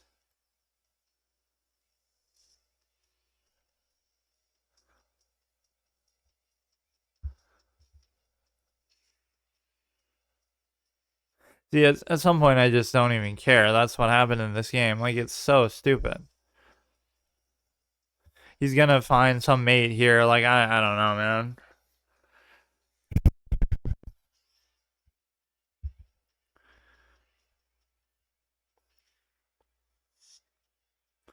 Still don't really see it, but I mean,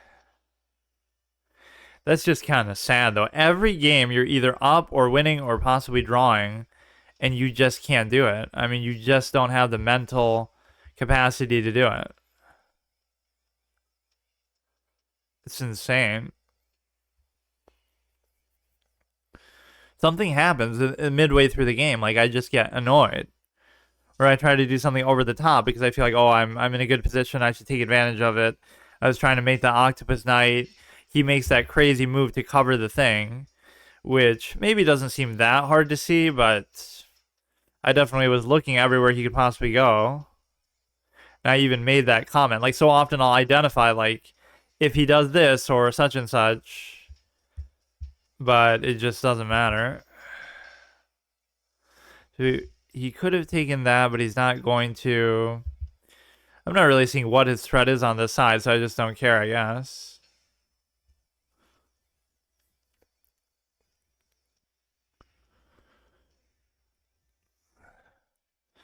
It'd have to be like a multi-move sequence with the knight, so even he can't figure out with whatever minor advantage he has.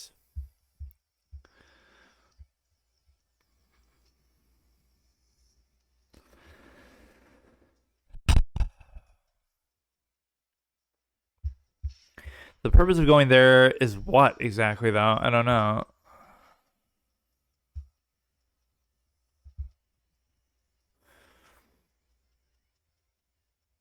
That's problematic because he could go behind and it could possibly pose a problem.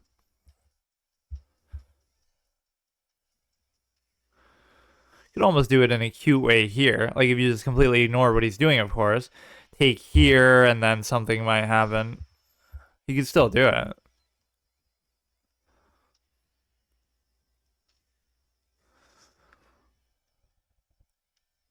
See, I'm almost surprised when they make a mistake like that, but assuming it even is a mistake somehow.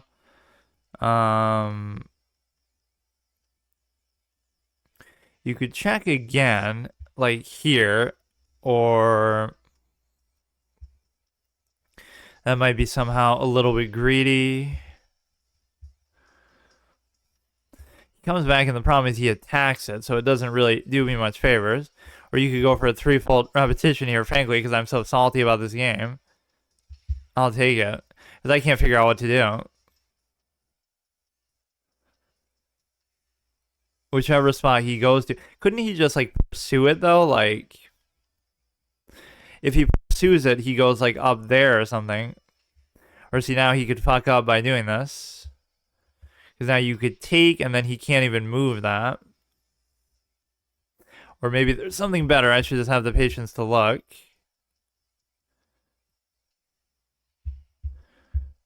Well, whatever. We're pinning down the thing, so whatever threats he arguably could have had are just completely wiped out, too, by that. You could just keep doing the same thing and just keep giving checks. So, I mean, I was just trying to go for that anyway, bro. Fuck, now I'm not gonna want to go for it, though. Fuck. He doesn't have another piece, though, so it shouldn't be possible for him to do anything here. Like, his only other piece is a useless fucking knight, first of all. Like, I don't care. I don't mind getting a draw. Just do it, dude. I was literally just trying to do that myself, and then I had a moment of integrity to try to do that. So, yeah, good game. Chess in a nutshell. Like, you should have fucking won that easily, and then I clowned it up. I should have won it, then you should have won it, and then we get to an inevitable draw. So, when you have a choke artist versus a choke artist, it's a draw every time, except if it's Ding Liren versus Nepo, because somehow Nepo outchokes Ding. He drew against the women's world chess champion, so people were making fun of him for that too. Not even to knock her, but just obviously he's much higher rated, so that should speak for itself. I don't know what happened to Hao Yifan. She became like a teacher or something and just stopped playing chess, which doesn't really make a whole lot of sense to me. Just start a Twitch channel. You'll be the next Alex Botez who's actually good at chess. Like, what the fuck, man? People always pretend like, oh, you know, it's not for the money. I'd rather do something else. But, like, you spent your whole fucking life playing chess. You would think you would want to get something more from it, and you would think you deserve something more from it. So I'm sorry that chess is the most unrewarding thing in the universe, unless you exploit it and treat it like garbage. But if you actually respect it, you get nothing from it. Like, I can feel the pain of these people. So some of these things, like this move to me is just incomprehensible. Like that one, I don't know. But then how much am I even winning by? Wait. What do you mean? Why is it showing me that blue arrow that he would take? He's supposed to take with this? But how? What? Oh, I'm looking at it like that's my rook. Never mind, I forgot the position already. Chess players have to have photographic memories of every position they played, too. So that's a blunder for obvious reasons. Like, we just kind of keep compounding my failure here. We're almost trying to bait the queen trade, but you see how even in this bad position, we still are able to come back and draw it, which, again, is the implication that I feel a lot, where it's a case where, you know, if you really want to do it. See, and I was even saying, like, oh, I want to do it, and then I stop and try to do that. But that didn't make any difference, right? Either player is playing for a draw there, so he fucks up whatever win he might have had. And so there's nothing to learn from this game. Look, this guy's analyzing the game too. Like, there's nothing to learn. Like, we're both chokers, so just don't choke. It's nothing that you couldn't have seen. It's nothing that you couldn't have learned or done. It's completely meaningless. Like, look at this. It's so idiotic. Like, just don't blunder the piece at the time when you blundered it in an obvious way that you could have easily not done. So even here, I could have still, or no, I couldn't have covered it now, but I could have just covered it in the first place. So even that, I'm not losing by that much, so it's not that big of a deal. The problem is this next move where I do something even more obvious, where I blunder a pawn. Like, you don't have to do that. You could do, like, okay, I move the king. It's fine. Like, you're not in a great spot, but you're not blundering and losing on purpose. Like, it makes no sense. Or that's like a good psychological thing. You should always be the one analyzing your game, even if you won longer than they are. So you'll always see them leave the analysis before you did. And so it's that level of time commitment and having no life whatsoever that's going to lead to you being successful at this game. Okay, see you later. Okay, so this is me continuing my little recorded sessions of chess instead of doing them on stream, which again, if you're just watching, it won't make that much of a difference, and I'll have to upload them as part of the same week's episode, basically. I just want to make sure everything works pretty much the same way. I don't see why it wouldn't really. And so that last section, I was playing on my other computer and on like a more scuff setup. Now here, I'm still doing it on a mobile hotspot. This is just kind of convenient, but this is my normal computer that I stream on. Not that it should matter. Like, the performance during chess shouldn't be that big of a deal, right? It is only chess, but basically, this is a little easier for me to do if it's like not at the same time that I'm normally able to stream, or if I don't have access to internet even now. That's one element of it. Just it's kind of more convenient. And it sort of allows you to have the level of commitment to chess that you apparently have to have, because it's just the most time-consuming game ever. Which I can respect that to a certain degree, but I also don't...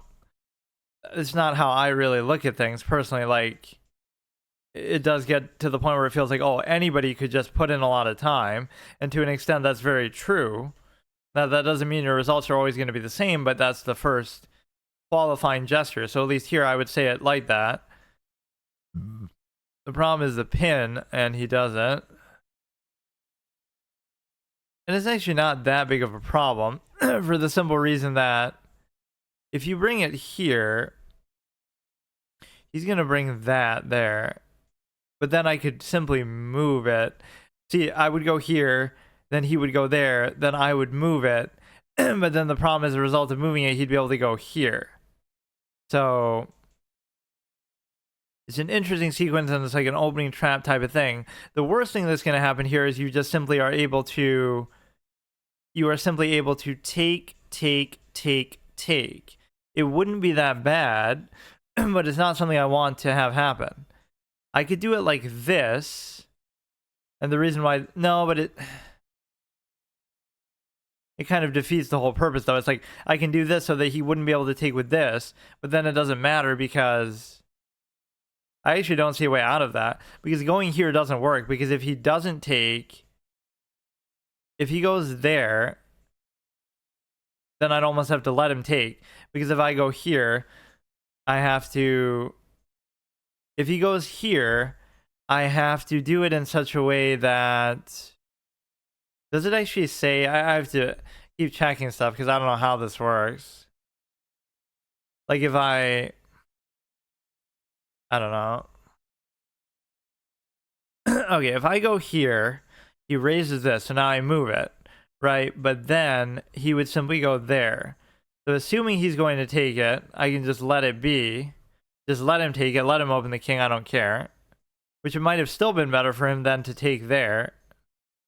It's okay. And I'm even a trade-happy type of player where I'm generally okay with doing that.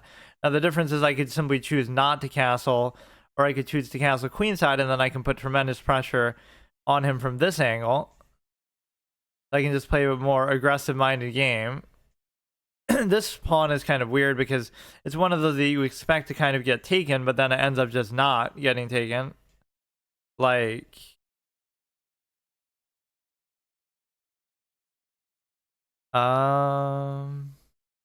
If I do this, he could simply take it. So it's kind of a bait to say, oh, you know, you're kind of opening this, but it's not quite as threatening as when the queen does it. This is actually making me kind of sad to think that what I'm actually doing with this, on one hand, it may be sad that I don't have enough time to do it normally like I sometimes would, but it's also not... It takes the fun out of it on two levels. On one hand, you're doing it too much, so, oh, you'll get burnt out or something. But on the other hand... it's a case where You know, you don't really have to do that here because it's not as threatening. If I simply go here, I can take. No, but then I could take. Like, you could let me take and check, and it's not the end of the world. The way that if it was the queen, obviously you would have to just give this up because you'd have to save it. You'd go like this too, which is kind of weird because I can't really do anything to it. You can't move this one either, so you're kind of in a little bit of a tight spot. The best move is probably just go here. At least here, you know, people aren't stream sniping me because I'm not even streaming, so there's only so much you could do with it. So that's kind of the same concept of what I said with the other move. Now, it's dangerous to leave it here because you could be putting yourself in a weird spot. I guess I'll still leave it for now, but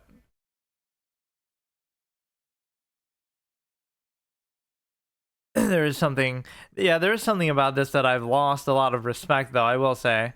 This allows me to undouble the pawn, allows me to bring the thing inside. In fact, this could be very dangerous. Why did he even do that? It's some bait trap, obviously, but what is it? It attacks there, which doesn't bother me at all. Like, what if I do this? If he takes... Wait. I go here, he would take... I guess it's not what I thought it would be.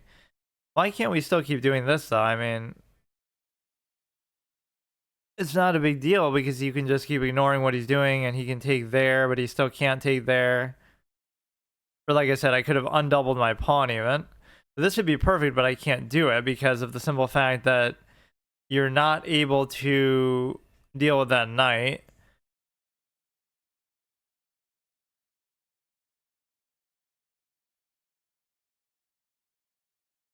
Very strange spot that I find myself in here. And again, it's one of those classic examples of me having potentially an advantage and then not being able to take advantage of it in any way. Like, actually, whether it be material, whether it be position, although arguably my position was kind of busted, and he kind of let me through. Yeah, this is me doing like 3 things at once that I wouldn't want to do. I wouldn't want to play chess at a low level, number one. I wouldn't want to record rather than stream, and I wouldn't want to... I forget even what I was saying. You attack the knight, which allows him thereby to take that. So the only question is... You could go here, but that doesn't work either. Not a big deal, the loss of the pawn, but the thing is... You have to really figure out where you want to go with this. You could do some sort of sexy unleash here, assuming it's not too big of a mistake. Like, you go here, and then if he takes, I take. If he doesn't take, then I could go there, and then theoretically do something with the knight. But this is one of the weaknesses of the knight, is that it's just not a good piece objectively, and so therefore, you know, it won't be able to do anything even then. Yeah, that's cute. I don't really care too much about it. So can you just let me actually have a move here to actually do something, because my next move could be pretty good. You might think, oh, why don't I just give the check then? But then I'm leaving a piece hanging in a way that I don't know whether that's going to be acceptable or not. This will also sort of test whether, oh, do I play better if there's no music or something? But it's actually not true because I'm still listening to it in my ear for the psychological effect of, like, it makes it easier to... whatever, easier to measure your voice against it or something. There's some sort of psychological effect that you can go here, but what does it do? What does it do? It guarantees that you can't take, you have to go back, and then you can take, and then you can take on here. You can take on here because, but you can't. Fuck. You can't because it's not even there. Is there really nowhere that you can go? That's unbelievable. I'm stunned, man. There's nothing. You can't even take a pawn. You can't even do anything. That's so disgusting, man. Dude, this is what I mean. Like, I have a 3-fold repetition. I guess I can leave it there. I can leave it there, but would that even matter? Because I would, I don't know. Shouldn't you just be able to do like this? This fucking knight, man. So he takes it, and then I can take this. I don't know what I'm doing. If I bring it here, he can't. If I bring it here, then I can't unleash. No, I could unleash still. And then I should be able to do something there, I guess. It's just so irritating, man. Like, what? These people aren't good, but I guess. And I never say I am that good, but my god. The amount that they just make you waste time and beat your head against the wall, it's like, fuck, man. He's got to give me something I can actually do with this piece, and the problem is there is no such scenario that exists in the world because the knight is just garbage piece in the game. He's doing a pretty good job of just, being very annoying. I'll give him that. Like, he's not going to let me do anything. See, theoretically, I could go here. And the reason why that's good is because, okay, check.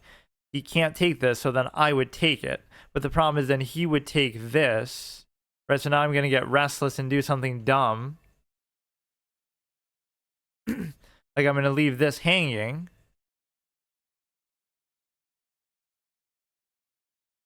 And so he'll take.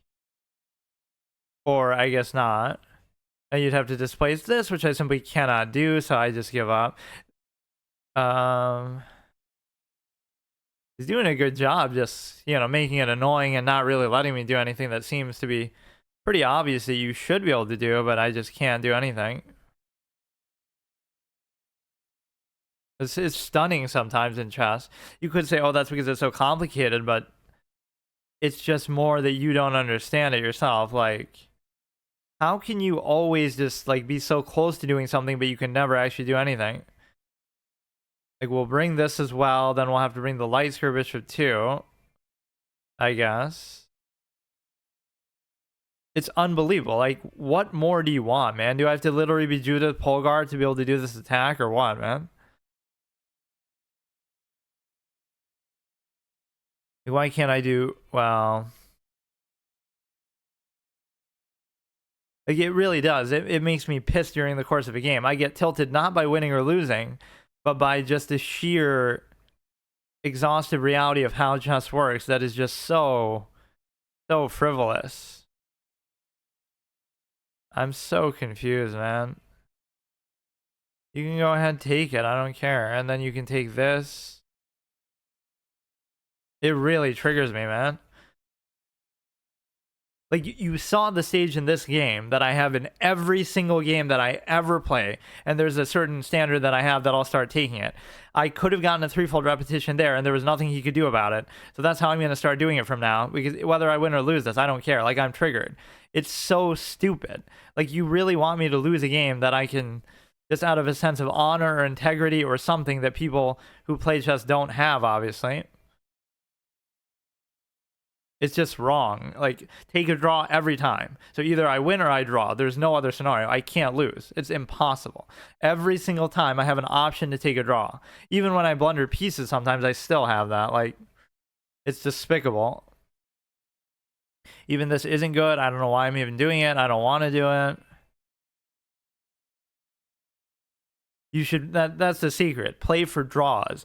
Play in the least fun, most boring, just repetitive, safe, just disgusting way that is not fun or intuitive at all. That's one of the biggest challenges of chess, is just to realize how it actually works. And I'm going to run out of time at this rate, so that's a very strong diagonal that I just gave up, and there's nothing I really care to do about it, so it's fine.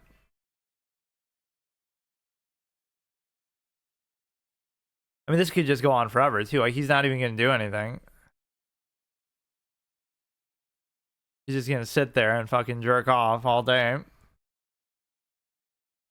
With 5 minutes left. Like, he's so good. He's so skilled. He's so fast. Wow.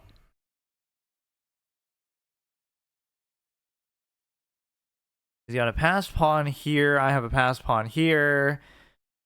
Like, it makes no sense that that attack didn't do something better for me.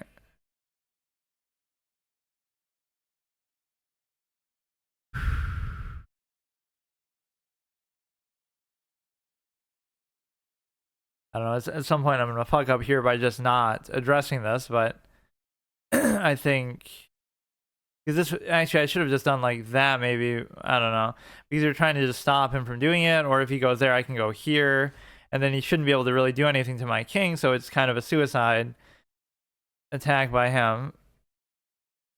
Because you should be able to, even if he's double stacked, he could take, I don't know, because the way this is positioned is pretty good. Or one time I'm going to not realize it's my turn and then flag, like as I'm just going on one of those tangents. Yeah, that's what I was saying to myself, like, if sub 2,000 FIDE chess is really celebrated, like Alex Botez or whoever, then chess just isn't the game I thought it was. You know, you have to be the change you wish to see in the world. So, like, I can do that, sure. I can be better than that, whatever, but that shouldn't really be the point, or that shouldn't be what you have to do to make that point. Right? You can still say that you want to have high standards in something, even if you don't live up to them yourself, or even if you've never put in the time, or whatever your excuse or framing might be. Like, okay, you cover it there, but I don't really care. Like, what are you gonna do?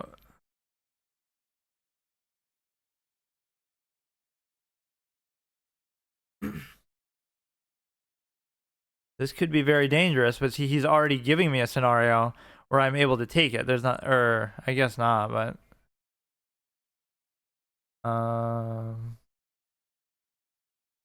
you'd go here, but he'll move it, and then he can take with this. That's kind of the whole problem with it, right? This would be wide open. You can always raise it. We are going to have some pretty good pawn mobility from base of this. So again, it comes down to either a draw or a time scenario. Now, see, this is why I show no mercy to these people either, in a certain sense. Like, they don't deserve it, because all these games that you could look at, like, how many times should I have won or should I have drawn that I lose because I don't want to play for the draw there. It's just not a legitimate standard, and it's my fault. I should just do it. I should just understand how it works. So he can take this, but I could take this. He's really being irritating right now, huh? I don't know what I'm doing. Go ahead and move it here. That's fine with me. I mean, the point is he still has to do something to move this. If you check from here, it's not going to move this, though. So as long as he comes down, just don't let him give a check there. You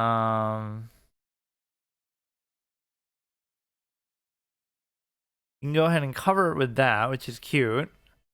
But I think I have another scenario that we can do here. If I just go like this,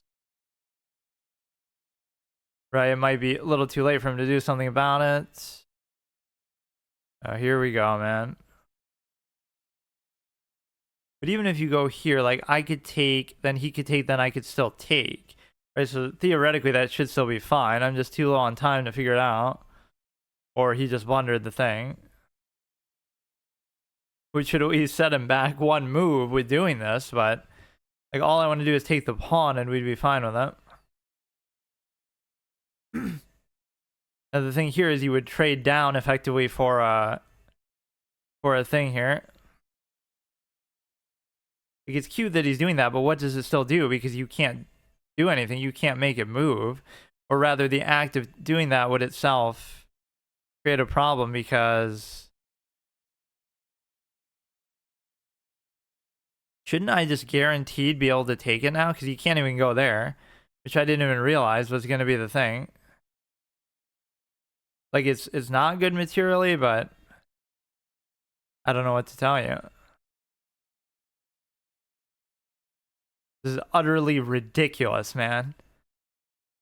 It's really unacceptable. Yeah.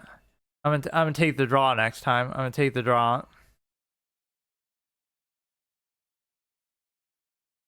Yeah, you can't play chess if you have any integrity at all. Like, you just can't do it.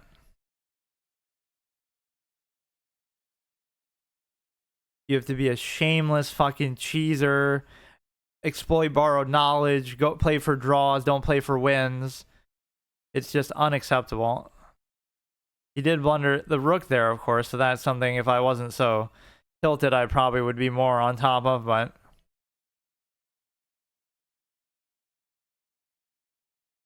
the fucking clown, dude. Total fucking clown. But that's like my one tendency is like I'll always talk trash, but then I'll talk trash, but then I'll still lose to somebody, but it's like, what are you gonna win with just this? I guess you will win on time anyway.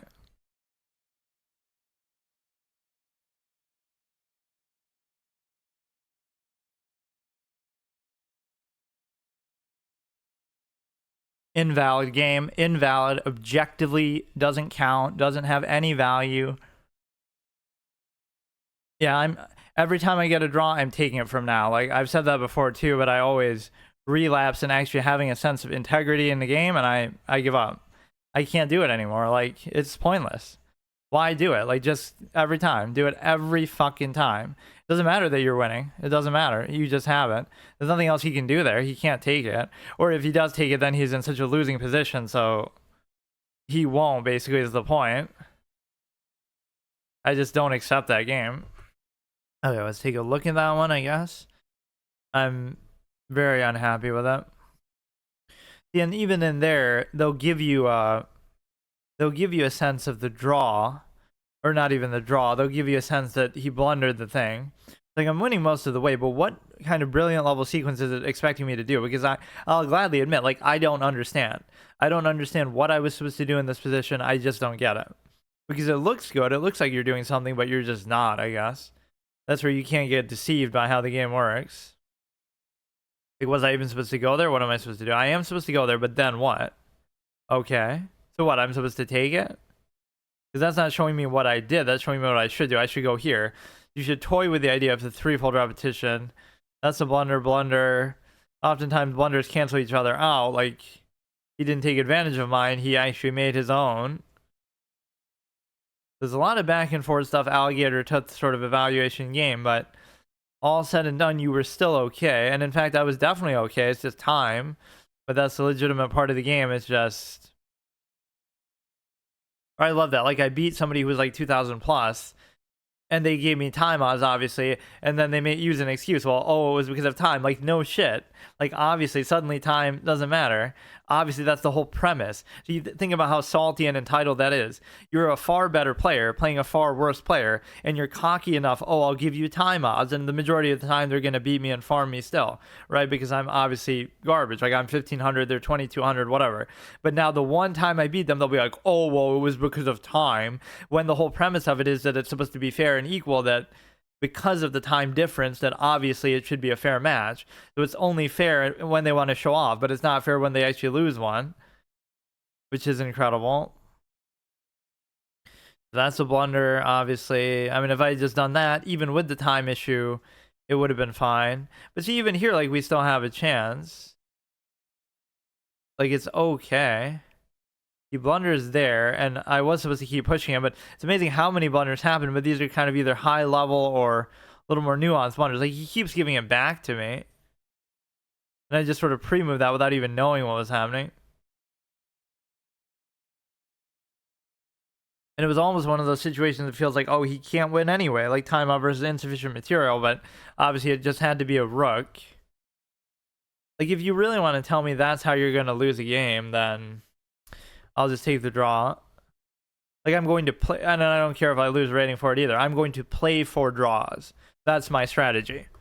Because that's how chess should be played. That's how the best players do it. That's it.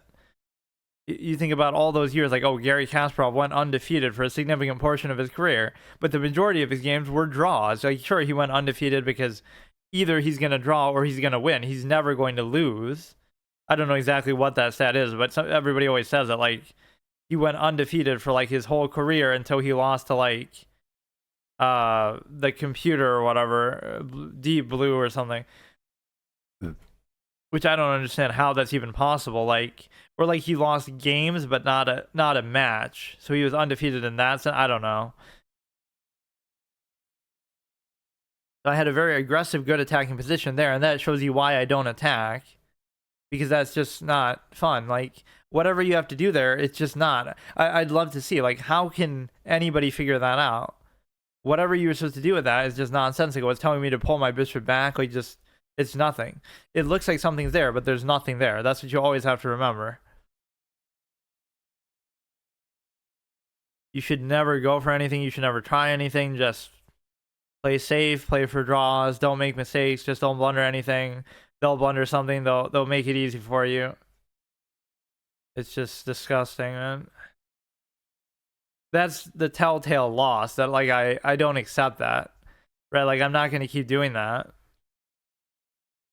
You cannot lose when you do it so self-inflicted. Not even because, oh, I made a mistake. It's because I'm choosing to keep going. Just forget it. Just draw it, accept that you wasted 20 minutes of your life, and just move on.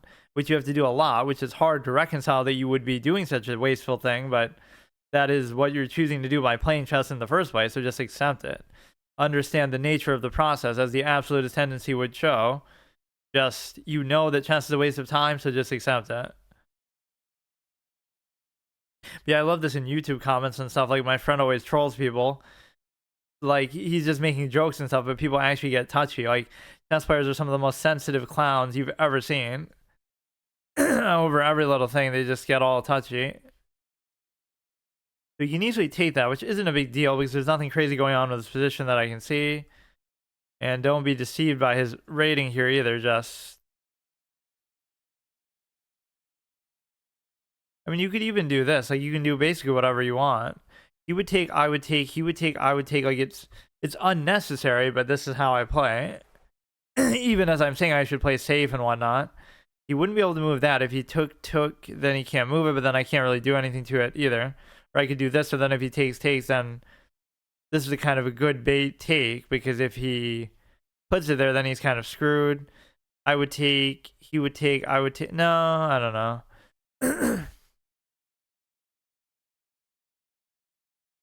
So here you could simply move it. You could take this. You take it with either the knight or the pawn. If he takes it with the pawn, it's actually fine. I'm fine with that overall. So again, don't look for anything crazy unless you're really sure of it, which I often can't guarantee that. So kind of debating which one he should take with, and it really doesn't matter because the fact that I have the knight there also doesn't matter. Or I guess it does, because I could have, like,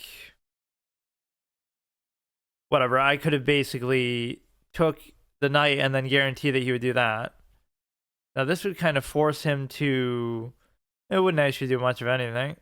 See, my pawns are all wrong for this position, because if you want this diagonal, then you're not going to be able to keep it in such a way that you can actually do the structure. You'd want it to be the exact opposite, kind of, somehow.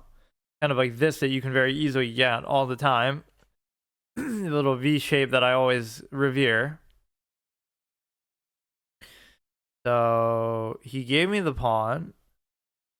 You would think he stands to gain something from doing it, but I don't see what it is.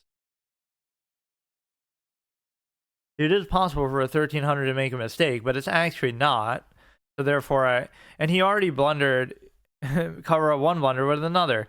He's blundered this for like 5 moves in a row, because what is that? Right, like, I even had my eye on it, but then I forgot about it. So is he going to do it again now? He's going to just leave it there for the rest of time? Because I'm not really threatening anything now. Okay, we can still keep it here. Or the point is, if you threaten something, then you guarantee the take.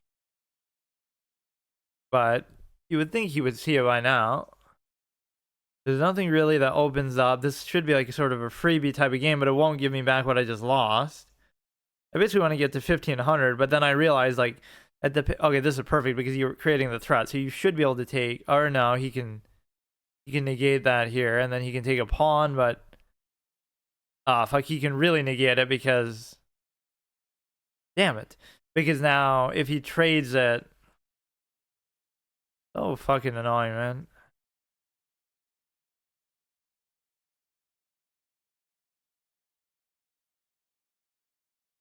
It's like he maybe still hasn't woken up to the fact that it's like that, but I guess it doesn't matter now.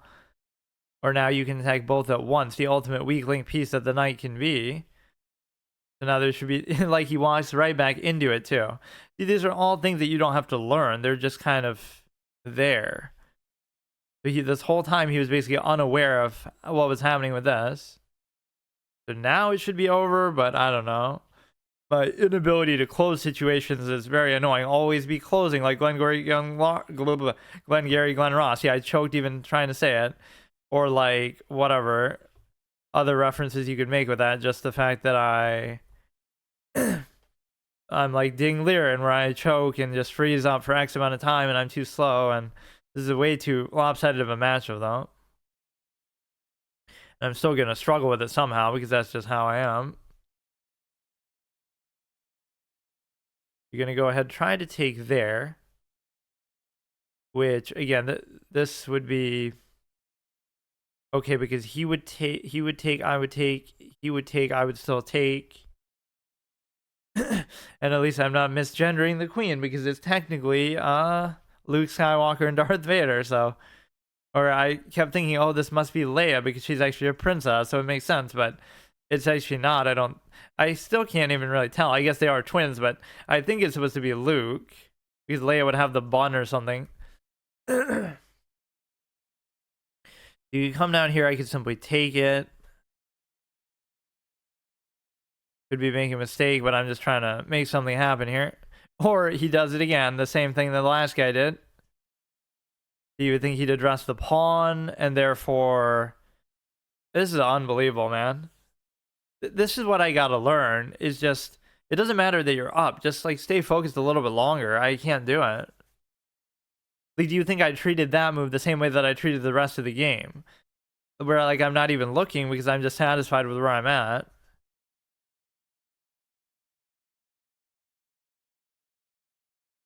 You can do this, and he sort of got some sort of cheeky unleash coming. But I've got something cheeky of my own up my sleeve here, I guess. But no, we gotta probably move the king because something nasty could happen with this if I allow him to do this, and then... I don't really know what the purpose of that is, but no, this was all part of my master plan, clearly, because I wasn't trying to take the rook. So two people just blunder the rooks to long diagonals, not that they're even that long either. Yeah, this will make my chess episodes maybe longer, because I'll try to bundle these all together in the same week. It'll be a little bit confusing to try to put them in the right order, because I'm going to have so many of them now. This actually, like I said, it almost makes me sad, but... If you're going to do it, you may as well do it like this. You got to address this threat, and you got to address this sort of check idea here. So, or like, he has to address that, but whether I want to do it or not is the point. So, he'll move, like, I could theoretically do this, but I'm more concerned about this. Right? Whatever this X-ray vision type of thing you got to look at, it is a problem because he could do something crazy. Although, again, don't underestimate the knight's ability to fuck things up because it won't have actually still a good unleashed square to go to. It can't take the rook, it can't take the queen, it can't do anything still. Okay, just go ahead and do that. If you could bait the movement of the thing, I'd be pretty happy with it too, actually, but I just don't want that check to happen. Gotta watch out for like a royal fork or something in that situation. There's so many good things about chess, but it gets romanticized too much and it gets really misrepresented. I think it's a real ego trip for a lot of people that they want to act like they're superior, smarter, or better than other people just because they've wasted years and years of their life studying a fucking board game. And so they want some sort of validation or credit for it. But in my absolutist elitist way that you should look at chess, or how I treat it, is like you don't get credit for that because unless you're one of the best players in the world, you don't get this half-ass like, oh, I studied for a couple years and so therefore I'm 2000 and I'm better than people who haven't studied who aren't 2000. Like, it kind of is a self-fulfilling thing. There's no special meaning to it. It's as simple as that. Cause and effect, how much time you put in to a degree. Now, again, there are limits, but any of those people who are beyond those limits, you wouldn't be talking about anyway. Like, their title would speak for itself, or their accomplishments would speak for itself. the irony of my criticism of Botez is like when she was young, Alex Botez, she was a good, outstanding sort of player where like her rating was okay. She was like almost 2000 when she was young. I can't remember what age exactly. But then from there, if she had actually improved, then that would have been different. But she stayed about the same, which I know that's easy to say. You know, you got real life things like this. She wasn't a streamer making millions at that point, but I don't respect what it becomes because it shows you like it shows you a lack of respect for something else. I don't know.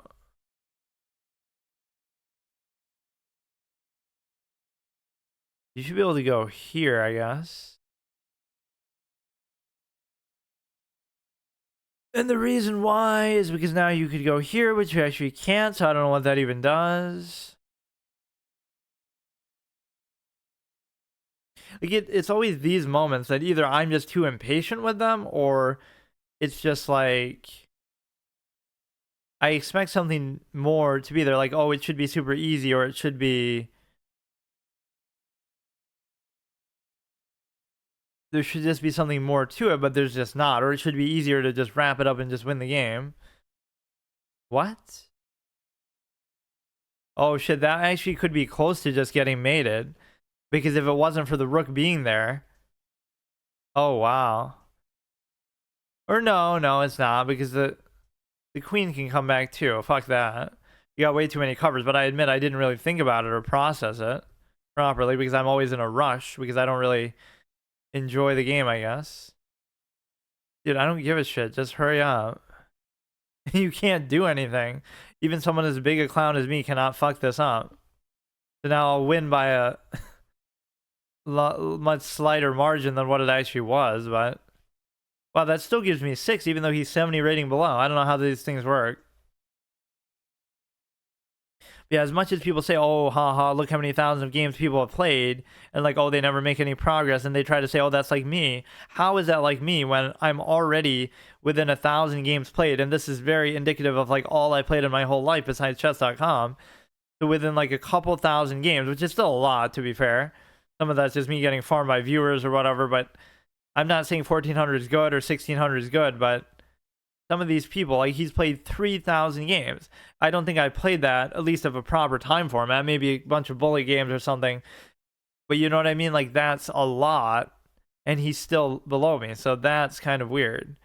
Right now, not even, never mind what he might have played in real life or in other contexts.